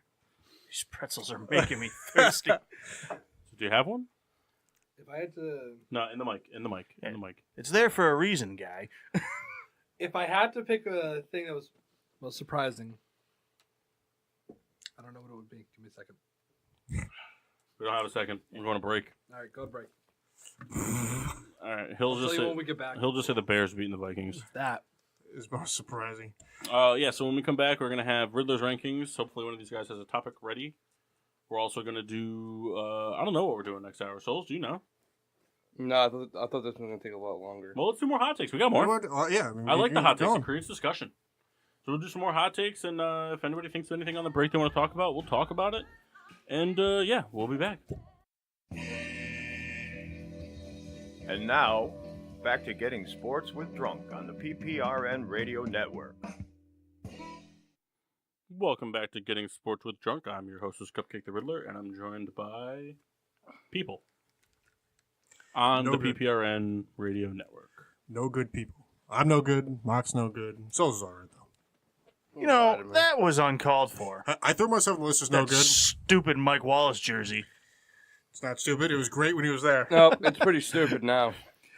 You know, Souls, you are such a You know, dick. Kendall, I thought I sent you a great photo on Instagram the other day, and I thought it was going to get a much better reaction. Where's he play, by the way? Eagles. Mike Wallace? He's on the Eagles, and he's hurt. Oh, I don't understand either, Siri. But I found a picture on Shout Instagram. out, Siri. It was Jeff Fisher wearing like a throwback, like Houston Yeah, Oilers shirt. Kendall just likes it. was I like, liked it. This Well, is- it was in a thread of He always replies 10,000 to things. J-Mart. yeah, all the time. Always replies to Oh, J-Mart. this is funny. Wait, who's that? Shout out, Jim Hart. It was in a thread of 10,000 other comments. Those are direct messages. Could have texted me privately. I'll remember that next time. Too bad there won't be a next time now. Dun, dun, dun, dun, dun. Also, I don't know if you guys saw the picture I sent in our group text, the Ben Roethlisberger quote. I didn't Oh, like that. That was I hilarious. saw it when I was going into an account today, so I didn't get a chance to reply. I missed it. forgot, What was it? yeah. He married that girl. Hold on, let me. Thank you. I want to read it word for word so I don't screw it up here. So Is that true, though? Did he actually say I that? think he said after the game. So they asked Ben Roethlisberger about his game-winning 1-yard touchdown run. He said, "I never take no for an answer when forcing things into places they don't belong." He can't have Gold. said that. He said it. Dun, dun, dun, dun, dun, dun, dun. That's so I good. don't know if he actually The said law that. officers of It's on Bleacher NFL. Report. Bleacher You're gonna Report lose comes this up week, with its my friend. crap sometimes. Hey, Bleacher Report posted a really good title to an article last night that Souls and I were reading when LeBron dropped 51, and it said, "Braun drops a 50 burger." Yeah. that sounds like Bleacher Report. Hey, Whoever Max, wrote how about that- that microphone? Good for them. All right, definitely Riddler's sounds like rankings. Bleacher I believe Report. Machine Washable came up with the topic today. We asked Mr. Paul to name, in his opinion, the top 5 quarterbacks of this season. Top 5. 5-1. See, I'm really struggling with 5. I'm torn between 4 people. Are the other 4 or the other 5? So at number 5, I'm torn between. We'll do a table vote on this one. Okay, for number 5. Okay, so number 5, I'm torn between Aaron Rodgers, Mitchell Trubisky, Ben Roethlisberger. Oh wait, never mind. Sorry, I totally forgot. All right, fuck all those guys. They all suck ass. Number 5 is Phillip Rivers. Completely forgot about him. So Phillip Rivers number 5. Andrew Luck at number 4. Jared Goff at number 3. Patrick Mahomes at number 2. Drew Brees at number 1. I think that's I like accurate. it. Yeah. I like it. You don't need any explanations. We all know. I got a completely cord forgot about there. Rivers. I'm sitting here. I'm like, God, I feel like you're the rest of the I'm NFL sitting in here, that like, case. it's between Rodgers, Trubisky, Roethlisberger, and Newton, and I'm like, I'm like, I can't figure out which one it's going to be. And I'm starting to name it, and I'm sitting here going through my head. I'm like, okay, so it's not Mahomes. It's not. It's like, okay, we got Mahomes, we got Goff. I was like, oh, wait, Rivers is doing. I'm like, wait a minute, fuck that, Rivers. Rivers is doing better than all 4 of those people. So there you go, Riddler's rankings. Riddlers. Now that's rank. Sorry. So I have a question to propose.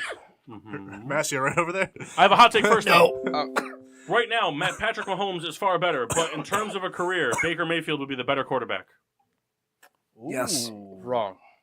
My opinion is because Mahomes has way better weapons and pieces around him to make. But him. career, though. Career. He's not going to have those weapons for his career. I don't think they're going to get rid of him.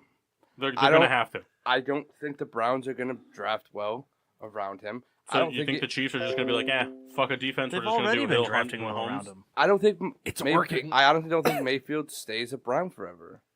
So then he's going to go somewhere where there's weapons. I think Mahomes has a better career, better arm, more accuracy.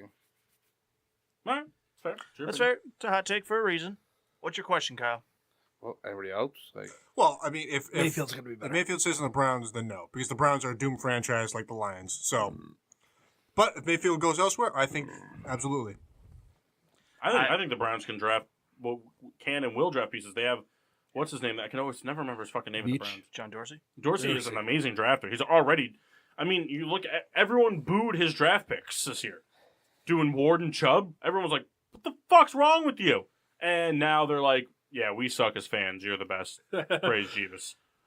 Because those fucking 3 draft picks are lighting it up. I think Mahomes is going to have the better career, personally. I don't. I think he's going to get shot. I'd love to see them just have a rivalry throughout their I think they careers. both just suck. That's fine. Who sucks more? Hopefully Mayfield.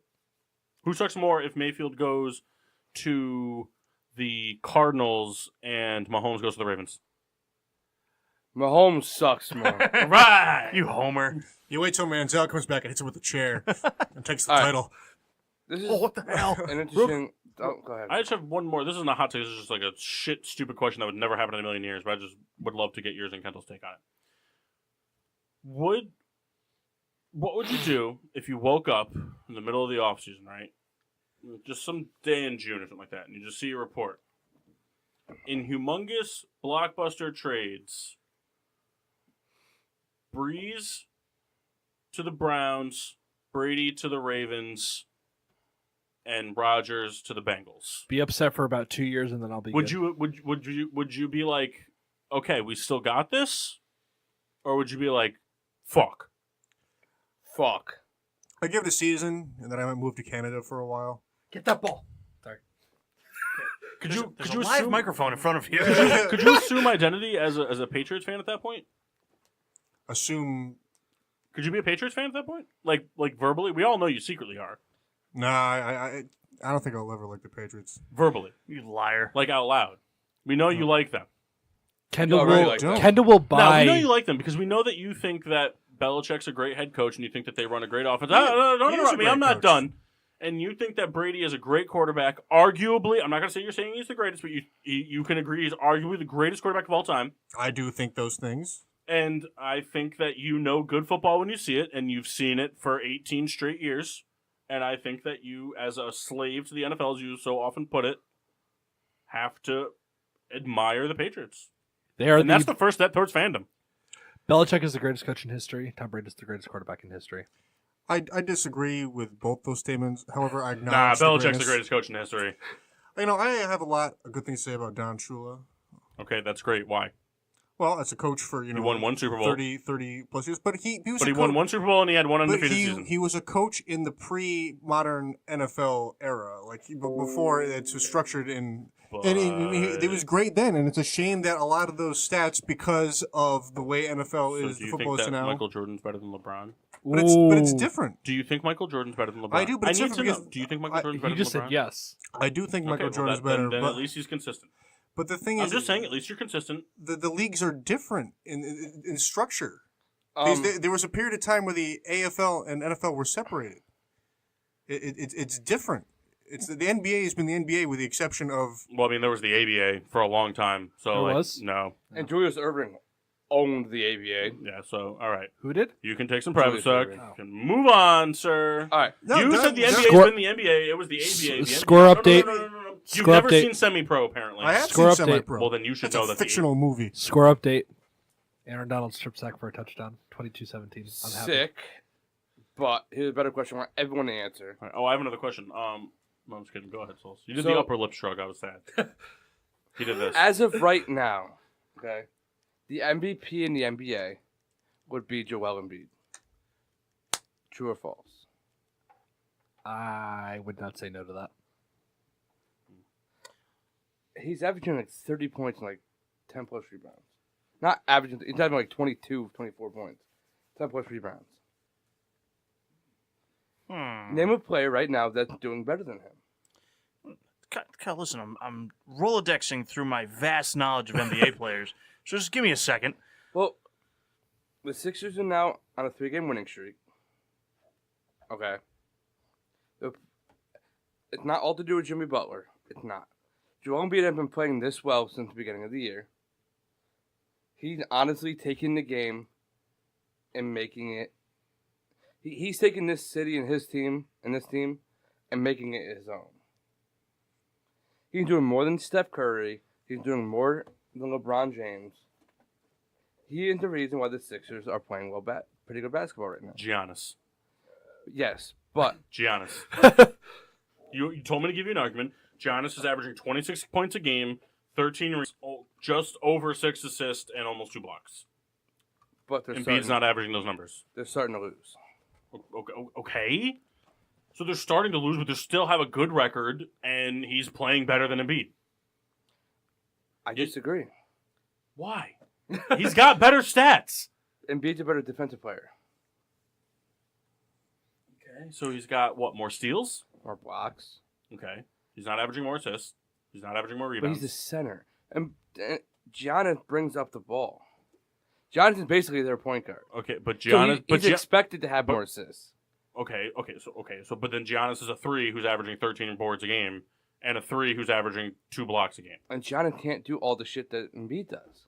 Like, shoot the fucking ball. Kyle, I understand that. You told me to give you an argument to somebody who's playing better. Statistically, Giannis is playing better than Joel Embiid. Real quick, George Halas is better than Bill Belichick, win-wise and winning percentage. Just saying. Okay, continue. George I mean, Ellis has can- no can- Super Bowl rings. Without Kyle jumping on me here, Super Bowl era. can a case be made for Anthony Davis? No. Can. Well, that's a yes and a no. But I mean, he's averaging 27.5 a game, 12.7 rebounds, and 5 assists. He also plays on a team where everything involves around him. Which makes him the most valuable player. Yes. Yes, and I also think Lillard is in even comparison with Joel Embiid for MVP title. Lillard's averaging almost 27 points a game, which is a lot for him. But would you say it's not... If they named Joel Embiid the MVP, do you think it's bad for the NBA? Well, I mean, you can't really ask that question because, I mean, Joel Embiid could tear his ACL tomorrow. So But then, no, yeah, that would be very bad. I'm saying, at the end of the year, full year... If all these players continue to do the things they're doing, and they all finish the season with these averages, if this was the end of the season averages, everything we're talking about with Davis and then what LeBron's doing, Curry, I know he's out, but if Curry continues to do Curry things when he's playing, KD, Lillard, and Embiid, and all these players, no, I don't think it would be bad for the NBA. I mean, if anything, I think it would be great for the NBA to give a center the MVP award. However, with that being said, I think because he's a center, he won't get it, even if he's statistically better than everybody else. I just don't think he will, because the NBA shuns centers, just like they And just shun last running week backs you said in the Kawhi. NFL. Just last week you said Kawhi for MVP. Well, Kawhi can be MVP, but the thing is, The Kawhi's thing on a is- team where his numbers aren't going to shoot out at you. Right. So, and here's the thing. Embiid stands a better chance if they do, in fact, win the 1 seed. If they win the 2 seed like you predicted, then no, he won't win MVP. Even if his stats are 1.5 points a game better, a rebound better, and maybe a half a block better, he won't win it. Because, and I say that because, yeah, KD and Steph Curry have won it on super teams, but it's when they've, no, because that's not true, because KD won it last year, right? Yes. No, who won it last No. year? James Harden did. Yeah. Okay, yeah. So the years that they've won it, they finished first in the East. Or the West, I mean. Yeah. So is it fair to say that if the Warriors beat the Rockets out for the number 1 seed, that either Curry or KD would have won MVP? Is it fair? I mean, Westbrook won it that year, but Westbrook also averaged a triple-double. Yeah. Which is insane. So stat padding or not, it's you can fucking pad the stats all you want the last 3 games of the season. That means that 79 games he was averaging a triple-double, and he just wanted to kind of ensure it. All of us would do the same thing. Every single one of us would do the same thing.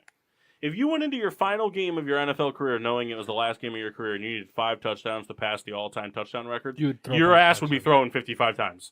Yep. You Gurley kneels on his way down. They'd be sitting there and they'd Chiefs be like, touchdown. okay, hey, how about we're going to, 2nd and 1, let's run an outside zone here. Nah, I'm thinking all go, throw it down the field. We're going to kill some clock here. Oh, no, we're The not. fuck we are. Up 92 points with 1 minute to go. Come on, Sean Payton. That's enough time to score 3 touchdowns in my book. So anyway, but I think it would be great for the sport. I just don't see him doing it. Do you disagree with it, though? Right now, yes. I think Giannis is the leader of MVP racing right now. In my opinion.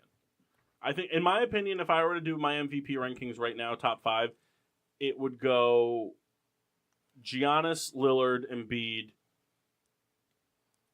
LeBron, Davis. That would probably be my MVP race at this point in time. I wasn't taking anything away from Embiid at all. Not even close. The thing is if they don't finish first, Embiid stands no chance because he's on a superstar team that finished second. Now that they've added Jimmy Butler, they are a stacked super team. They are a super team. They are. I think it's fair to say the Sixers are a super team now. The Sixers are a super team, and the Warriors are a super team, and that's about it. It's just that the Sixers, the chips aren't in their favor more so because they're a young super team.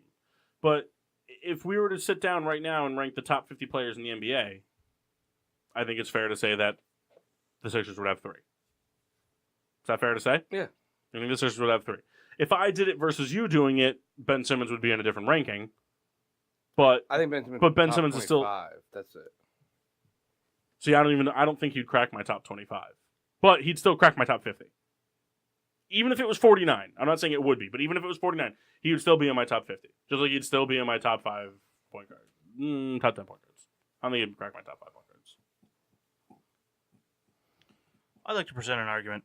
All right. And it's because it came up a couple times. And this is going to be my new quarterback greatest of all time argument forever. Drew Brees is over Tom Brady, and I don't even think it's close. See, not to deter your argument, but everyone likes to talk about Aaron Rodgers as the GOAT. When did he even pass Brees? I'm sorry. Brees is never in the talk. I understand that, but when did he ever pass Brees? What does Aaron Rodgers have over Drew Brees? I think Aaron Rodgers is the most skilled quarterback in the NFL. But it doesn't mean you're the best. No. It doesn't mean you're the best.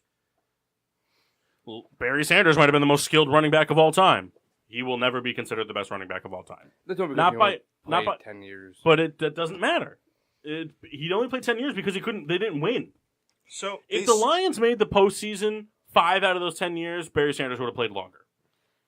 He retired because he was tired of losing, but he didn't want to leave Detroit because back then loyalty mattered. I'm going to throw some numbers. Now, Brees started as a starter in 2002, Brady in 2001.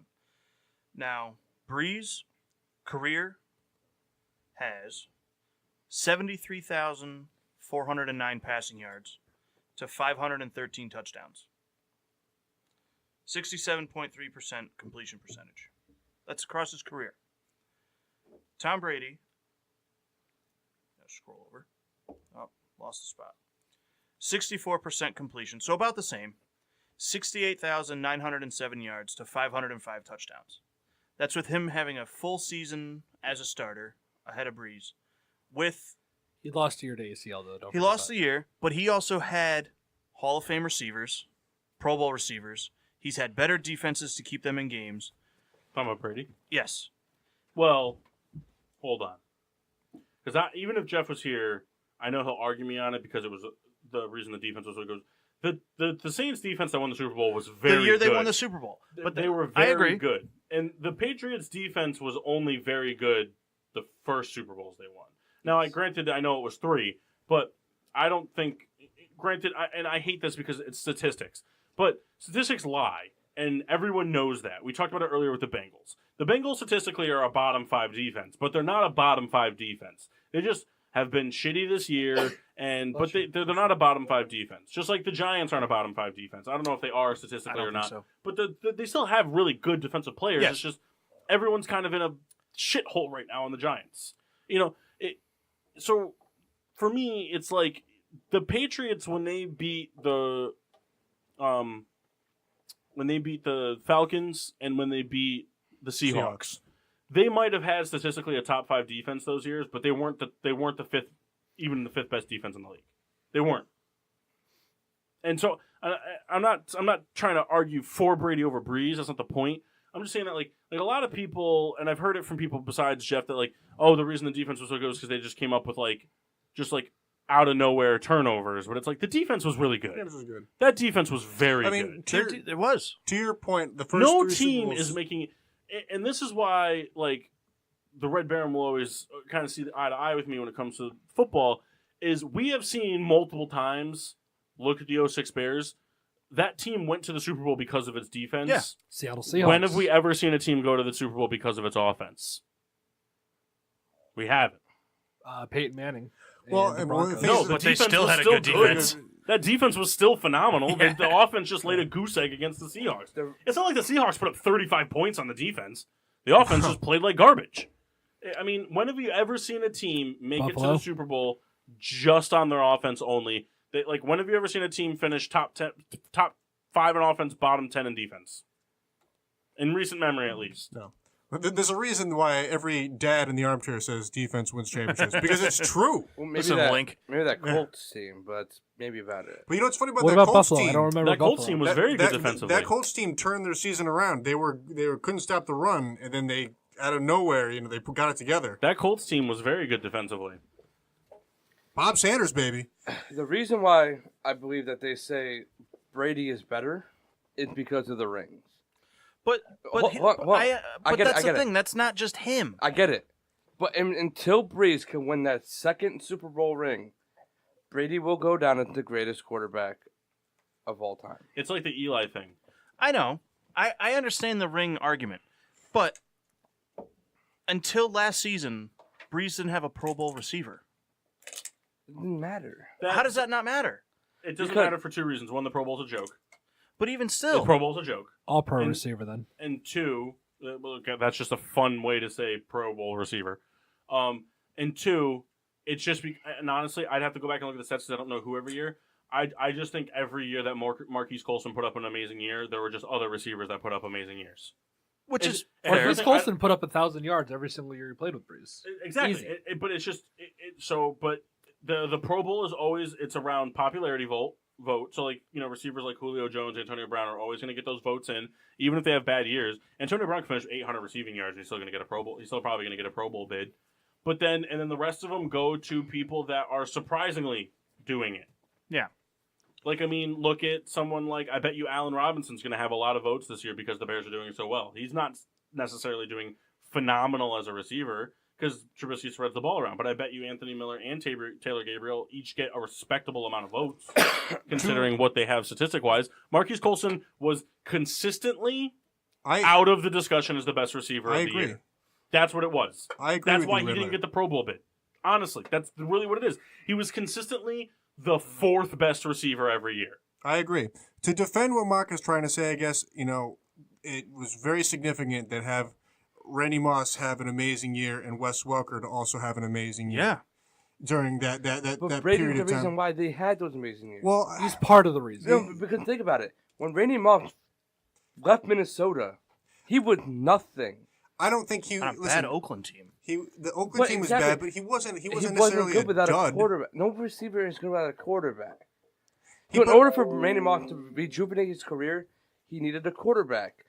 I'm sorry, he went to the Patriots and he benefited yeah, from Brady. Of course, that's true. But he wasn't like the worst wide receiver. No, but good quarterbacks make receivers. Wes Welker, fucking trash in Miami. Not trash. He was trash. He was a special He teamer would primarily. Exactly special teamer. Nothing. Okay, well that's on the coaching. Then he became a here's the- Pro Bowl That's on the receiver coaching. in New England. Here's the That's deal. because of Tom Brady. That's because of the coaching. He didn't have. No, it's the not snap- because of the coaching, Kendall. It's because it is the greatest quarterback. So personal. Well, No, the thing but is, I it's- agree with Kyle 100%. And I hate the term, and this isn't a shot, but like you throw it around a lot, Machine. Everybody's a system quarterback. Everybody's a system player. Every single person is a system athlete. They just are. There's no. I mean, how many NFL players can you name right now that have played for more than 2 teams that have been lights out on all those teams? Drew Brees. More than 2 teams. Oh, He he wasn't was on really two. lights out for the And he Chargers. wasn't. He wasn't lights out for the Chargers. The only person I can think of that's been lights out for more than one team, absolutely lights out for more than one team, is Peyton Manning. Yeah. Since 2000. Name me another one. You can't. Tomlinson sucked as a Jet. I mean, all these none of these other players have done it. Manning is the only one I can legitimately argue for being lights out in more than one system. And the reason that I think Peyton Manning was so successful in Denver was because his head coaching for the majority of his time there, including his record-setting offense, was a coach that was like, hey, you know what the fuck you're doing. I'm going to go ahead and let you pretty much be the offensive coordinator. I'm going to take care of the defense. I agree. And with Peyton what you're Manning was saying. able to do his things. And Peyton Manning had weapons, which helped. I agree in with a what new you're saying. offense. But But- for the sake of having a radio show and doing this conversation, is Terrell Owens worth like a guy playing for 3 teams that has been somewhat lights out? Cowboys, Eagles, San Fran. But he wasn't really lights out for Philadelphia. Yeah. He was He a had very one good good year. receiver. One good year in Philadelphia. He got hurt though. Yes, but then as But soon it doesn't matter what prevented you from being lights out. You weren't lights out. He was lights out. He was up lights until out in that the point. 49er. I'll give you this. Terrell Owens was arguably the best receiver in the league every year he was in San Fran. He was a consistent 4th to 5th best receiver in the league for Dallas. Maybe 3rd. I'll give you 3rd. Here's my other argument, okay? And I know I've said it before, and you guys are going to argue me. The year Brady went down with the ACL, Matt Castle led the Patriots to an 11-5 season. Missed the playoffs, but 11-5. Right now, if Aaron Rodgers goes down, what happens to the Packers? They fumble or they just drop the season. If It's Drew over. Brees goes down, what happens to the Taysom Saints? Hill comes in and they destroy. They win the Super Bowl. That to me is the difference. Tom Brady has gone down, and that team still wins games. one time Tom Brady has gone down. Okay, But think about it. Think about it this way. Okay. but it was more than one time. When he was Okay. suspended the 4, they won 3 But they games. had Jimmy Garoppolo. Jimmy Garoppolo just got $100 million deal because Okay. he's a good quarterback. Matt Unproven. Castle that year, nobody knew who the fuck he was, okay? Wrong or right? Okay. Okay. Well, they knew So, him. nobody prepared for him. Everybody said, you know what? We're going to go to New England. We're going to expect to beat them. Supporting argument for So that. that happened for No, a no, no. whole season. Yeah. Yes, Supporting because- argument for that. Deshaun Watson all last year. Nobody could fucking stop the kid because they weren't prepared for it. Matt Castle in New England was that type of player that everyone thought, you know what, Brady's down. We don't got to worry about New England. And I guarantee that's how everybody thought because everybody was so worried about Brady. I don't buy that for a whole season. I do because 3 weeks, mate. I don't buy that for a whole also, season. you got to think about it this way. New England played 6 games against 3 really bad fucking football teams. Miami, New York, God, they lost the division that year. So one of those, I forgot who won it the that year. Jets. But they weren't And a then they good lost football the team. AFC They lost Championship, anyway. wasn't it? They lost to the Steelers, who lost to the Packers that year. Yeah. But another reason. This is If Brady goes down, that someone fills the spot and they No, still win their games. season's over. This year, It's not. their season's over. this year, yeah, because Brady's that important. Who does Brady have around him? He has Gordon. Okay. He has Edelman. It's been pretty good this year. I mean, Gronkowski hasn't fucking been there for 4 games. And he's still winning them games. Tom Brady is winning them games. That offense is not winning them games. Tom Brady is winning them games. Think about it this way. Ryan Switzer, okay? Tom Brady has like 1 touchdown in the last 4 weeks. Okay, I get that. But hear me out. Ryan Switzer, okay, It's the opposite play action. has been a Steeler for this year. He was traded from the Raiders and, Well, and the Cowboys. Another thing I'd like to throw into the argument, not to interrupt the Kyle, but the thing is, I understand what Mock's saying, that Matt Castle came in and won games, but Matt Castle that year also had 4 running backs that went over 300 yards rushing which is a huge fucking deal to do that. I'm sorry, it is. Especially when you consider it's 700, 500, 300, or 400 and 300.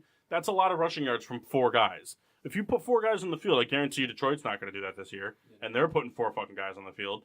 And then on top of it, they still had Wes Welker and Randy Moss.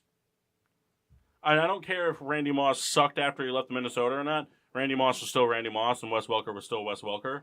It doesn't matter who's throwing the football. Wes Welker is the safety blanket for any quarterback. Yeah. And Kyle, real quick, just to argue with you, in the Dolphins, he couldn't buy a job there. Listen to the receivers at the time. Exactly, because he wasn't that good. Kyle, he wouldn't have had a starting job. The receivers were just too good. He wouldn't match up. I mean, say what you want about David Boston, but Marty Booker, Chris Chambers, Randy McMichaels, and I'm not going to take anything away from Bill Belichick's coaching. I think that I don't think Tom Brady would have as many Super Bowl rings without Belichick's coaching. I think that those say first the opposite the other way too, though. And I 100% agree. I don't think that Belichick would have as many rings without Brady. End of story. I don't think there's anybody at this table that can honestly say that either one would have as many rings without the other. Mutually exclusive. With that being said, the system is everything. It's everything.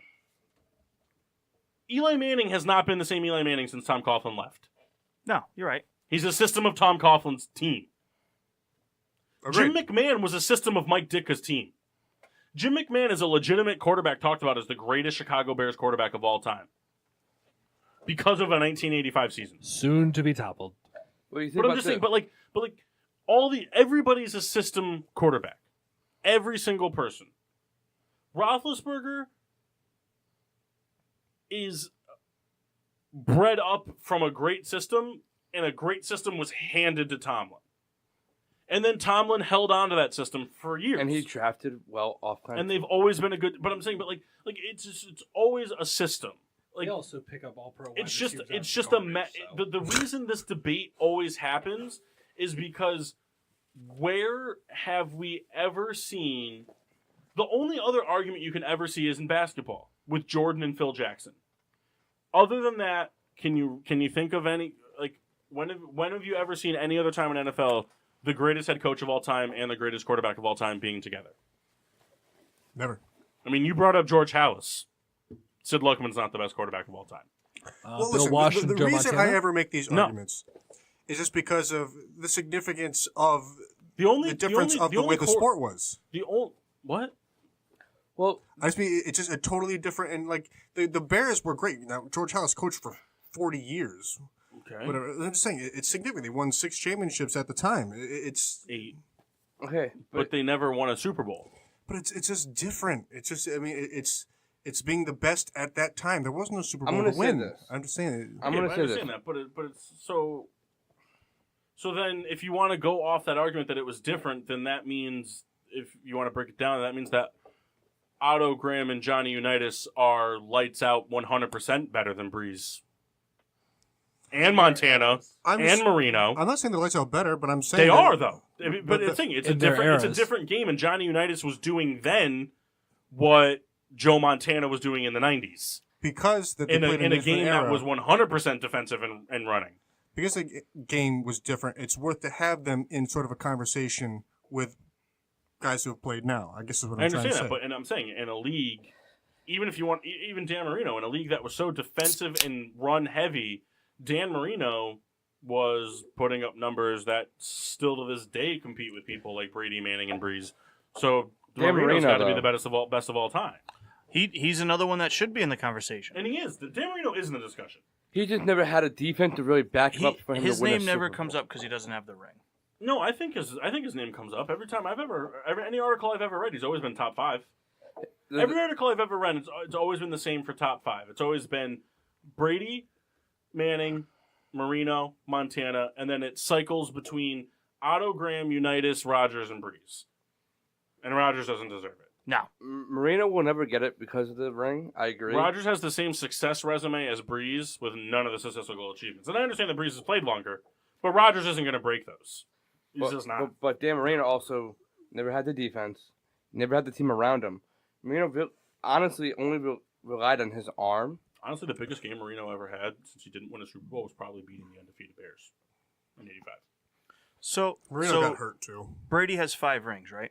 Yeah. So 5 rings and 8 appearances. 8 appearances. 8 appearances. No So schmucks. so if Breeze gets ring number 2, that puts him over Brady. Yes. How does that make sense? Because Breeze will have. Brady just won 2 rings by himself. The defense won him the first 3 rings.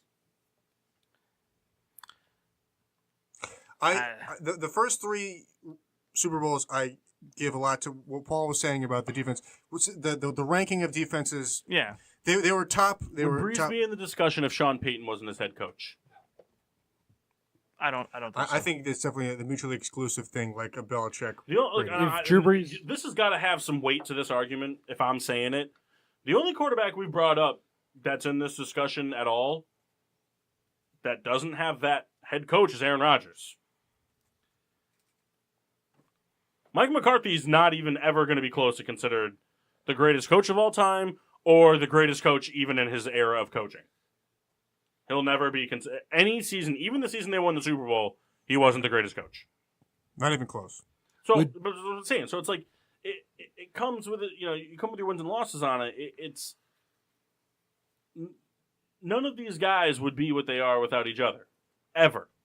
So to me, it's just dumb to say that Brady's a system quarterback or Belichick, lucked out with Brady being a 7th round pick, or you keep going through all the sports. I mean, Phil Jackson came in with a Jordan and Pippen combo, or the Lakers, the Shaq Kobe combo, or Steve Kerr picked up all these amazing pieces that the Warriors didn't really realize they had at the time. That's one thing I will always say. That is Mark Jackson's team. Yes. That Steve Kerr has nothing to do with that team. The only thing Steve Kerr has to do with that team is bringing KD in. Yeah. And I don't think that's him. I think it's... And it's great coaching. He's great. He's a great in-game coach, but he didn't build that team. Mark, That's why Brad Stevens has so much potential to go down as the greatest head coach in NBA history. Were you making of all a time. face for Phil Jackson? I saw you make a face when he said I Mark don't Jackson. remember. Oh, Phil Jackson was I think a I was watching fantastic- this. No, I'm sorry. When you said Mark Jackson, I saw Mark make a face, and I was like, "Oh, he's thinking Phil Jackson." I hate to change the topic in total, but the Golden State Warriors would not be where they were without Mark Jackson, because he's the one that drafted Steph Curry. Bad head coach, great drafter. I don't think he's a bad coach. Mediocre head coach. He didn't have the team. He had Monte Mediocre. Ellis, who was whatever. Mediocre head coach, though. But Because here's the deal. You can't throw him into the greatest head coach. You couldn't say you'd be a great head coach if your argument is that, well, if they kept him, they would have had Steph Curry and Klay Thompson. Oh, okay. well, I don't say that. Kyle, you'd be a great head coach. I don't think that, You'd be though. a 70 I think he'd coach be with them. a great head coach because When you're done with this discussion, I want to jump in on something not related. I think that he didn't agree with the upper management and what he wanted to do. If he was able to do what he wanted to do, he would have won a championship. Maybe. But, I don't know. Well, it's Jerry West because he has a lot of ring, and now he's the Clipper. So It just goes back to, but it's like, I love when Kyle finishes an argument with just some random sentence. Summing up what I'm saying with Turkey goes well with gravy, guys. here's the deal, too, for me when it comes to, and it's a hard argument to be a pro on, but versus a con, but the other reason, too, for cementing somebody as like Brady as the GOAT, and I honestly haven't really given it enough thought, to be honest with you, because I think he needs to retire before I'm going to really consider him as the greatest of all time or not. I think that needs to be the case with everybody. When LeBron's said and done, I might have a very different opinion on the MJ versus LeBron debate. But, so until that time comes, but at the end of the day, it doesn't matter if Brady's playing the Patriots, the Bills, and the Jets twice every year, because the Dolphins have put together some good seasons in that tenure. They just haven't been better than the Patriots. The Jets have put together some really great a couple great seasons in that time, back-to-back AFC Championship games. And at the end of the day, the Patriots are always playing a first-place schedule, which means they're always playing the Steelers. They're always playing the best team out of the AFC South, and they're always playing the best team out of the AFC West. And the AFC West is a prime example because the AFC West is always competitive. Every team in that division is always ready to put up a fight. exception of Oakland this year. But look at Denver versus the Chargers this year. Yeah. This past week.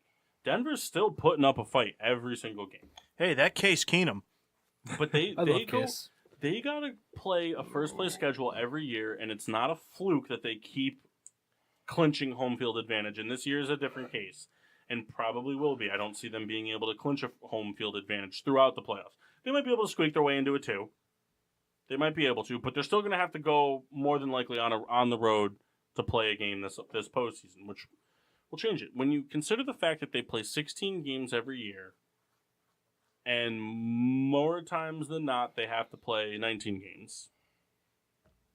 Because they usually, have they ever, since Brady's been around, have they ever had to play a wild card game? Perhaps in his first With Brady, season, I mean. maybe the Not first counting couple the Sam seasons. Castle year.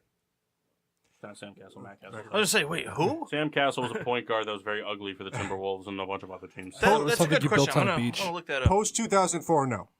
So, regardless, the thing is That was a fun it team, by doesn't the matter way. if it's 19 or 20 games. In order to continuously win when the stakes are so high for every game, a 1-game losing streak in the NFL is more detrimental than a 5-game losing streak in the NBA. It just is. And Kyle, could you agree with that or no? Yeah. You be A all right, team, Kyle? not any team. I'm saying like a team like the Patriots. The Patriots losing 1 game, like they did to the Titans. Them losing to the Titans is more detrimental than the Sixers losing 5 straight games. Yes, because... I'm sorry. You should have some Thanksgiving shot. It Because really comes hiccups. for the Patriots losing that one game, it allowed the Steelers to jump up to second place. If the Sixers went on a 5-game losing streak, they can still easily have the 3 or 4 seed. Also, he's never played in a wild card game, Brady. Yeah, it's just one of those things, I'm trying to think. I think the 3 He's off next week. It's okay. the 3 years they went to the Super Bowl in that span, they were the AFC East champs. Well, you got to figure. Against the Giants, the first time they were undefeated. So I'm saying is and I understand that they laid 2 goose eggs against not goose eggs. They laid 2 duds against the Giants, and then they lost to the Eagles. But at the end of the day, we're talking Flash. 8 for 18, almost 50%. I'm sorry, I don't give a shit who your head coach is or who your weapons are. 50%, almost 50% Super Bowl appearances for your whole career. That's pretty fucking impressive. Yeah, it's significant. And then you add into it the detrimental disaster it is to lose 1 game in the NFL versus losing games in any other sport. That's, to me, will forever be a huge non-statistical finding, factor in arguing for who's the GOAT in football quarterback history. As a quick final thought, is everyone excited for when the Patriots go 4-12, as I am? Well, we might have to wait. That's never going to happen. Oh, it'll happen.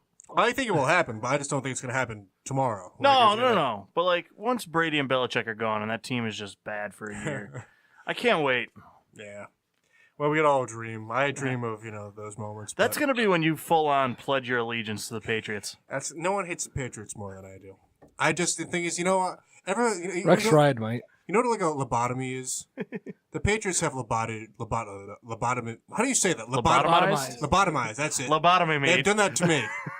I can't. I can watch Patriots games now and not be upset anymore because they've won so much and they've won games they shouldn't have won, and teams have. You as a Steelers should just hate. I do, but the thing is, I'm immensely. desensitized. I do. 3 times now I got to witness them. But it's just thing is.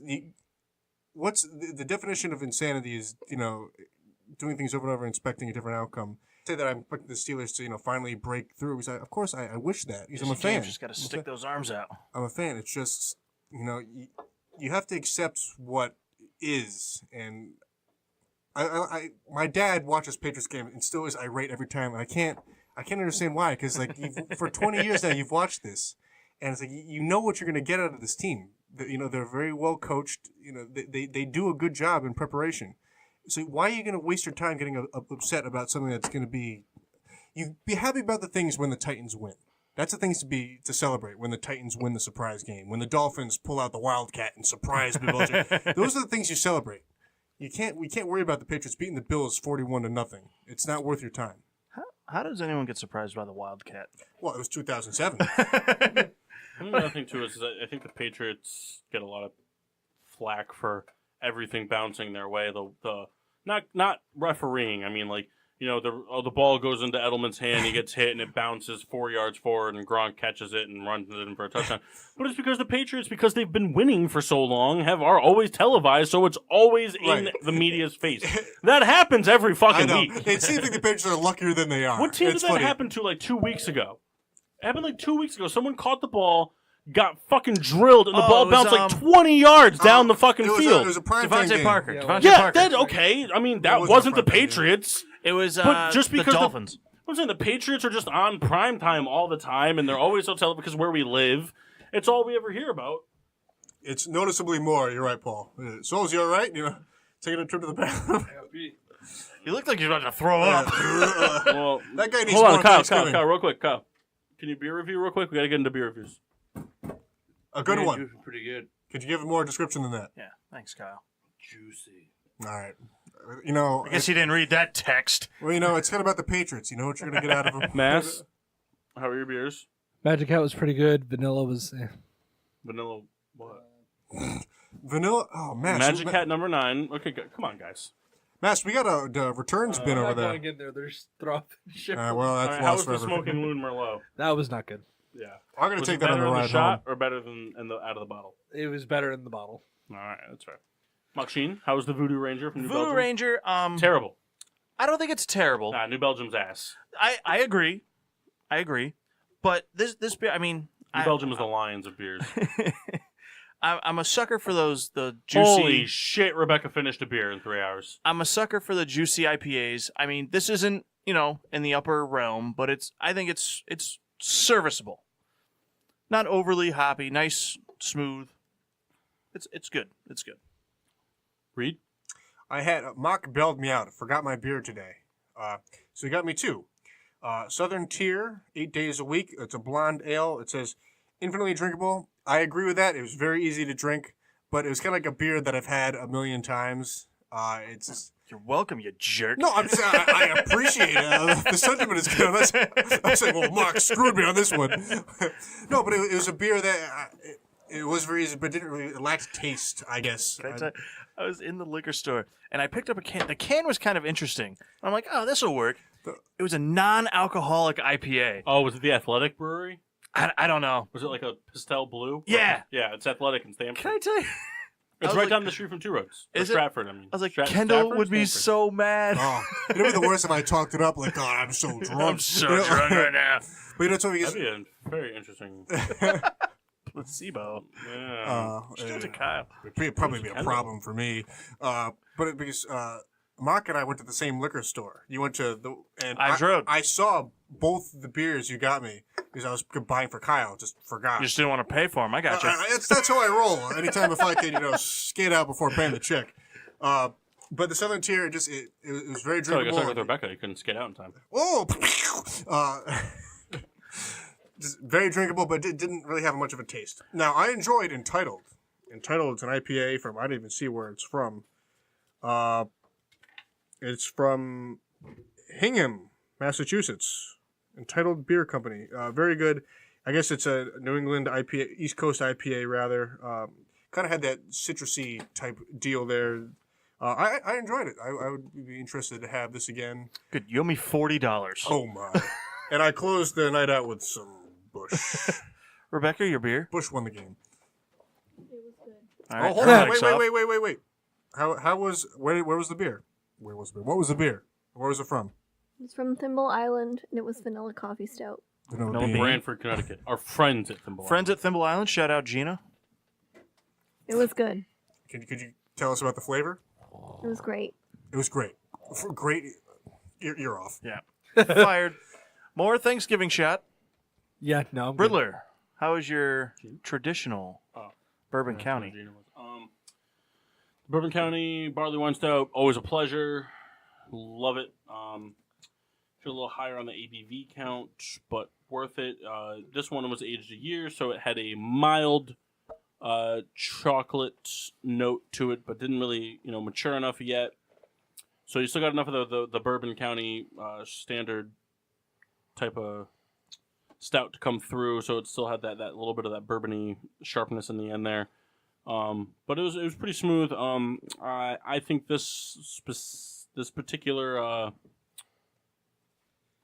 vintage would be better with 3 years under its belt.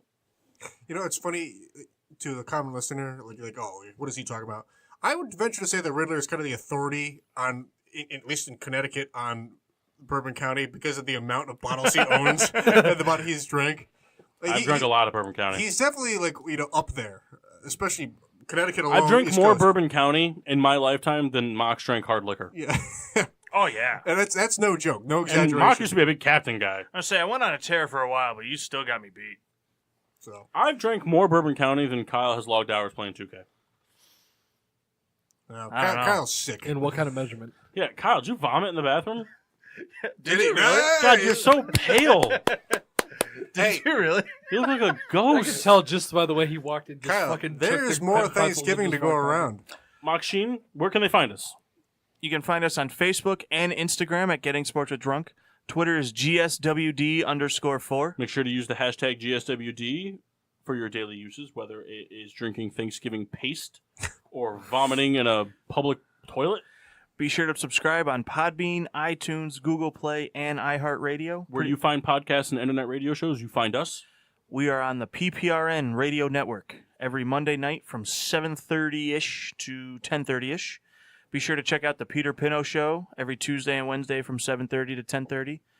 We also want to mention December 15th is the 7th annual PPRN Toy Drive. It's going down at Odie's Place in Hamden from 6. It says till 2 a.m., so it's going to be a party. A lot of the PPRN music guests are performing that night. Come down, $20 donation, bring a toy, come have a good time. Check out all the information will be on both the Peter Pino Facebook page as well as the GSWD Facebook page. And all of our pages. And the Twitter, the Instagram, the whole 9 yards. Oh, you mentioned Twitter. I forgot. I'm going to try and post a Twitter poll every week. This week we got 2 votes. Nice. One of them was me. All right. I posed the question, once it loads here. Who would have the better fantasy day this past week? Hold on. Let me find our post. And I put up 3 receivers. Tyler Boyd, Kenny Galladay, Amari Cooper. We had 1 vote Amari Cooper, 1 vote Kenny Galladay. I was right with Kenny Galladay. So be on the lookout for that. I'm going to try and post one every week. Twitter polls. Vote. We love fan interaction. We want more of it. Take pictures of your GSWD gear. That's right. Post it up. Let us know what you're drinking on Thanksgiving. We'd love to know. If we've had it, we will do our beer review of it next show. So make sure you... That was a good on-the-fly call right there. I like that. Yeah. Tag us in it at Getting Sports with Drunk. Use the hashtag GSWD, as said before. We will be live here again next Monday from 7:30-ish to 10:30-ish. We want to make sure that all of you have a fun, safe, and drunk Thanksgiving. And Black Friday. And Black Friday.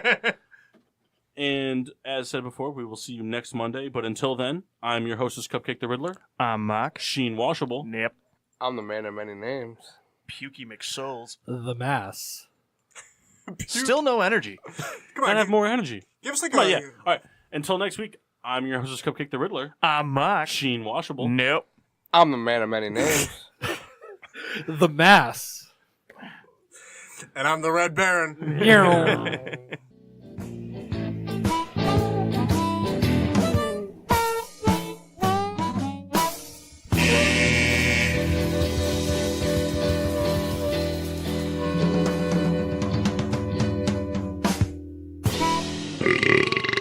Yeah.